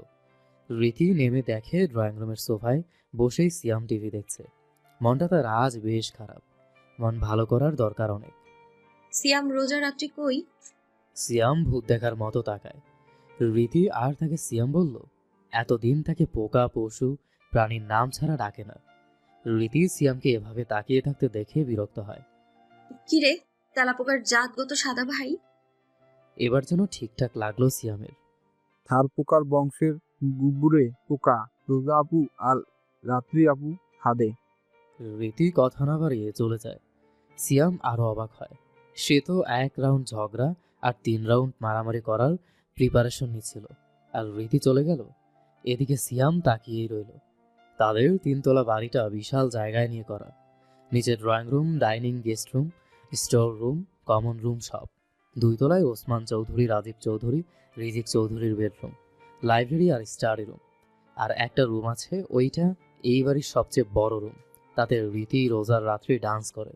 মূলত রীতি করে। রীতি ক্লাসিক্যাল ডান্সার। প্রোগ্রাম না করলেও নাচের প্রতি তার নেশা মাত্রাতিরিক্ত। আর শেষে 3 তলায় চৌধুরী বাড়ির ছেলে মেয়েদের ঘর। 3 তলায় শুরুতে একটা জিম রুম, তার পাশে সবচেয়ে বড় আর একই সমান পাশাপাশি 2টা রুম রিধিক আর হৃদয়ের। তারপর রাব্বি, ঠিক তার বিপরীতে পাশে রুমে রোজার। তারপর রাত্রি আর শুরুর দিকেই রিধিকের সামনের রুমটা রীতির রুম। রিধিক নিজের সামনের রুমে রিধিকে রেখেছিল যাতে দেখাশোনা করতে সহজ হয়, আর তা এখন রিধিকের প্লাস পয়েন্ট হয়ে গিয়েছে। এদের রুম ছাড়াও সাজানো গোছানো 4টা রুম আছে, যেগুলো কাজিনরা আসলে যেন থাকতে পারে তাই করা। নিচে একটা গেস্ট রুম থাকলেও ওটা বাইরের মানুষের জন্য আর বড়দের জন্য। কাজিন ভাই বোনদের জন্য ওপরে 4টা রুম রাখা। সিয়াম এখনো 2য় তলার বাবা মায়ের পাশেই রুমে থাকে, আর বছর 2 গেলে তাকেও 3য় তলায় দেওয়া হবে। রীতি আনমনেই ছাদে যাচ্ছিল আর রিধিক নামছিল। হুট করেই সামনাসামনি পড়ায় রীতি একটু অস্বস্তিতে পড়ে। সন্ধ্যার পরে সব মনে আসতেই আরও অস্থিরতা বেড়ে যায়। ঋথিক ফোন স্ক্রল করতে করতেই নামছিল রুমে যাবে বলে। ছাদে গিয়েছিল সিগারেট খাবে বলে। ওখানে গিয়ে দেখে রোজা রাত্রি গল্প করছে, তাই দরজা থেকেই নেমে আসে। নামতে নামতে হুট করে রীতির সামনে আসে। কোথায় যাচ্ছিস? রীতি কিছু না বলে পাশ কাটিয়ে ঋতিককে এড়িয়ে যেতে নেয়। ঋতিক খপ করে ধরে টান দিয়ে বুকের সাথে মিশিয়ে নেয় রীতিকে। ছাড়ুন ছাড়ুন বেয়াদব লোক। কি সমস্যা? যখন তখন যেখানে সেখানে এসব কি অসভ্যতাম, ধরবেন না একদম। হালাল বিয়ে করে বউকে ধরেছে। মানি না এই বিয়ে। এসব বলে না বউজান। বলতে বলতে রীতির কপালে থাকা বেবি হেয়ারগুলো আলতো হাতে ঠিক করে দেয়। ঋতিক নেশালো কণ্ঠে রীতিকে বলে, বউজান আমার চোখের দিকে তাকাও। ঋতিকের গভীর নেশালো কণ্ঠে বউজান শব্দটা রীতির বুকে এক অজানা ভালো লাগার জন্ম দিল। বারবার শোনার লোভ হতে লাগলো তার। রীতি ধীরে ধীরে মাথা তুলে ঠিক চোখের দিকে তাকালো। চোখাচোখি হলো। ঋতিক ঠিক রীতির চোখের কালো মনির দিকেই তাকানো, আর রীতি ঠিক ঋতিকের বাদামি মনের দিকে। চোখে চোখ রেখেই ঋতিক তার এক হাত কোমরে আর এক হাত রীতির গালে রেখে আগের থেকে গভীর কণ্ঠে বলে, কেন বুঝো না আমাকে? রীতির বুকটা কামড় দিয়ে উঠল। এক তীব্র কষ্টের ধাক্কায় চিনচিন ব্যথা অনুভব হলো বুকের বাম পাশে। রীতি সেই তখন থেকেই ঋতিকের চোখের দিকে তাকিয়ে আছে। রীতির কেন জানি মনে হচ্ছে এই চোখগুলো তাকে কত কথা বলতে চায়, কত আকুতি। কিন্তু কি বলতে চায়? ঋতিকের চোখে কি আছে? কিন্তু যাই আছে মারাত্মক কিছু, যা রীতিকে পোড়াচ্ছে। কেন ঋতিকের চোখের ভাষা বুঝতে সে ব্যর্থ হচ্ছে? রীতির রাগ হচ্ছে, কেন সে পারছে না এই ভাষা বুঝতে? ঋতিক হালকা হেসেই রীতির কপালে একটা চুমু দিয়ে রীতিকে রেখে পাশ কাটিয়ে নিচে চলে যায়। রীতি এখনো দাঁড়িয়ে আছে। হাজারো ব্যাকুলতা তাকে ঘিরে ধরেছে। ঋতিক নিজের রুমের সামনে দাঁড়িয়ে সামনের দরজাটা থেকে তাকালো। কিছু একটা ভেবেই রীতির রুমের পিনকোড দিয়ে ভিতরে যায়। পুরো রুম চোখ বুলালো। একটা কিং সাইজ খুব সুন্দর সাদার মধ্যেই গোল্ডেন মিরর বেড, বেডের সাথে ম্যাচিং করা সাদা আর গোল্ডেনের ড্রেসিং টেবিল, আলমারি, একটা পরিপাটি স্টাডি টেবিল আর একপাশে একটা দোলনা। ঋতিক একবার বিছানাটা দেখলো, এরপর আলমারি খুলে খুঁটিয়ে খুঁটিয়ে সব দেখলো কি কি আছে, কেমন ধরনের। সব দেখে গেল ড্রেসিং টেবিলে, সবকিছু খুঁটিয়ে খুঁটিয়ে দেখে। ওই দিন যেহেতু স্টাডি টেবিল দেখেছে, আজ আর দেখলো না। আস্তে আস্তে ওয়াশরুমে চলে যায়, চেক করলো কি কি ব্যবহার করে। রীতি ছাদে এসেই ছুটে যায় রাত্রি আর রোজার কাছে। গিয়ে রোজাকে জড়িয়ে ধরে কান্না করে দেয়। রোজা রীতিকে কাঁদতে দেখেই অবাক হয়ে বলে, কি দিদি, কি হয়েছে, কাছিস কেন? এদিকে রাত্রে অস্থির হয়ে যায়। রোজা, ঋতিক ভাই কাল রাতে আমায় জোর করে বিয়ে করেছে, কিন্তু আমি তো নিহান স্যারকে ভালোবাসি। রোজা আর রাত্রি একসাথে চিৎকার দিয়ে ওঠে। কি স্বপ্ন টপ্ন দেখেছিস নাকি? না, সত্যি। তারপর রীতি রোজা আর রাত্রিকে সব খুলে বলে। সব শুনে দুজনই আকাশ থেকে পড়ে। রোজা, রাত্রি, রীতি তিনজনই তিনজনের সব কথা জানে, শেয়ার করে। যেহেতু রোজা রীতি একই বয়সের আর রাত্রি ছোট থেকে তাদের সাথে সাথেই বড় হয়েছে, তাই সাথে সেও আছে। তিনজন চিন্তায় পড়ে আছে। রোজা রাত্রি তো হয়ে গিয়েছে। এমনটা না যে তারা ঋতিককে পছন্দ করে না, মারাত্মক পছন্দ করে। আর রোজা তো মনে মনে চাইতোই ঋতিক আর রীতির কিছু হোক। কিন্তু এদিকে যে ঋতিকের বিয়ে তার খালাতো বোনের সাথে ঠিক করা, আর রীতি নিহান স্যারকে ভালোবাসে। এই 6 মাসের বিয়ের ফিউচার কি? যদি রীতি ভালোবাসতে না পারলো ঋতিককে, তখন কি সব জেনে নিহান স্যার মানবে? আর যদি ভালোবেসে ফেলে, তখন কি পরিবার মানবে? রিধিরা চৌধুরী তো মানবে না কোনোদিন। কি হবে ভবিষ্যতে? রোজার চোখ মলিন হয়ে আসে। রাত্রি ভাবছে এখন কি হবে। সেও যে রাব্বি ভাইকে লুকিয়ে বিয়ে করে ফেলেছে 4 মাস আগে। এখন যদি পরিবার জানে রীতি ঋতিক, রোজা, হৃদয় আর রাত্রি রাব্বি বিয়ে করেছে, কি হবে? এক জোড়া হলে হতো, কিন্তু এখানে তো সবাই। রাত্রি আমতা আমতা করেই বলতে চায়, কিন্তু পারে না, সাহস হলো না। তাদের এসবের মাঝেই নিজে থেকে খেতে রাখলো। সবাই এক প্রকার জোর করেই গেল। রীতির মলিন মুখ সবার চোখ এড়াতে পারে না। ঋতিকও দেখে, কিন্তু বিপরীতে ঋতিক বাঁকা হাসে। রীতিমা, কি হয়েছে? শরীর অসুস্থ? ওসমান চৌধুরীর কথায় এবার সবার মুখেই চিন্তার ছাপ পড়ল। না, পরীক্ষার টেনশনে। মনে হয় মোবাইলের জন্য মন খারাপ আব্বু। ছোট আব্বু মোবাইলটা দিয়ে দাও ওকে, কিন্তু রেজাল্ট খারাপ হলে নিজের হাতে ভাঙবো। ঠিক আছে রীতিমা, খাওয়ার শেষে আমার কাছ থেকে নিয়ে যেও। রীতি খুশি হলো, অন্তত নিহানের খবর পাবে। খাওয়া শেষ, সবাই নিজ নিজ রুমে চলে যায়। রীতি ফোন নিয়ে এসে বেশ অনেকবার কল করে নিহানকে। রিং হয় কিন্তু ধরে না। রীতি অনলাইনে গিয়ে দেখে নিহান আছে, কিন্তু তার মেসেজের উত্তর করছে না। রীতি দীর্ঘশ্বাস ফেলে। তখনই ঋতিক ঘরে ঢুকে দরজা লাগিয়ে দেয়। এই এই, আপনি এখানে কেন? বিয়ের পর জামাই বউ একসাথে ঘুমাতে হয়। বেরোন এক্ষুনি, অসম্ভব। তাহলে আমি ওইটা বাদে সব করি। আসো, করেই চলে যাব। ছি না। তাহলে ঘুমাতে দে, অনেক বছর শান্তির ঘুম দেয়নি। ঋতিক আর কিছু না বলেই শুয়ে পড়ে। টান দিয়েই রীতিকে নিজের সাথে মিশিয়ে নেয়।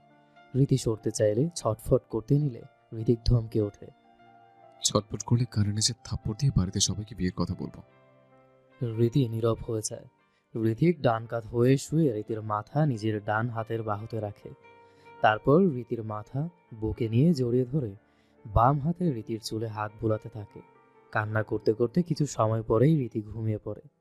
ঋতিক একটু মলিন হাসি দিয়ে এসি বারে কমফোর্টার জড়িয়ে রীতির কপালে একটা গভীর চুমু দিয়ে শুয়ে পড়ে। আজ কত বছর পর সে শান্তিতে ঘুমাতে পেল। সামিরা রিজিক চৌধুরীর বড় মেয়ে। বিয়ে হয় পারিবারিকভাবে। একজনকে ভালোবাসতো সে আর কেউ না, তার খালাতো ভাই। এক সময় পরিবার জানার পরে কেউই মানেনি। জোর করেই পারিবারিক পছন্দে বিয়ে ঠিক করে। তখন রোজার বয়স 14। বিয়ে ঠিক করার পর হৃদয় আর রাব্বি দেশে আসে। বিয়ের 1 মাস আগে রিধিক আসবে না সোজা সাপটা বলেছে, আর রিধিরা চৌধুরীও চাননি আসুক। রোজা ছোট থেকেই একটু চুপচাপ, রান্না করার শখ, গোছগাছ পরিপাটি থাকা পছন্দ। রোজা প্রতিদিন রিধিক, হৃদয় এবং রাব্বি রুম পরিষ্কার এবং গুছিয়ে রাখত। এই দায়িত্বটা সেই নিয়েছে, তার ভালো লাগে তাই। আর রিধিক, হৃদয়, রাব্বি কেউ তাদের রুমে কাজের লোকের ঢোকা পছন্দ করতো না। বিশেষ করে হৃদয় তো নাই। হৃদয় রাব্বি আসবে তাই তাদের রুম ঠিক করতে সকালে রোজাকে সামিয়া চৌধুরী বলেছিল, কিন্তু ভুলে গিয়েছিল। দুপুরের দিকে শাওয়ার নিয়ে বের হতেই মনে পড়ে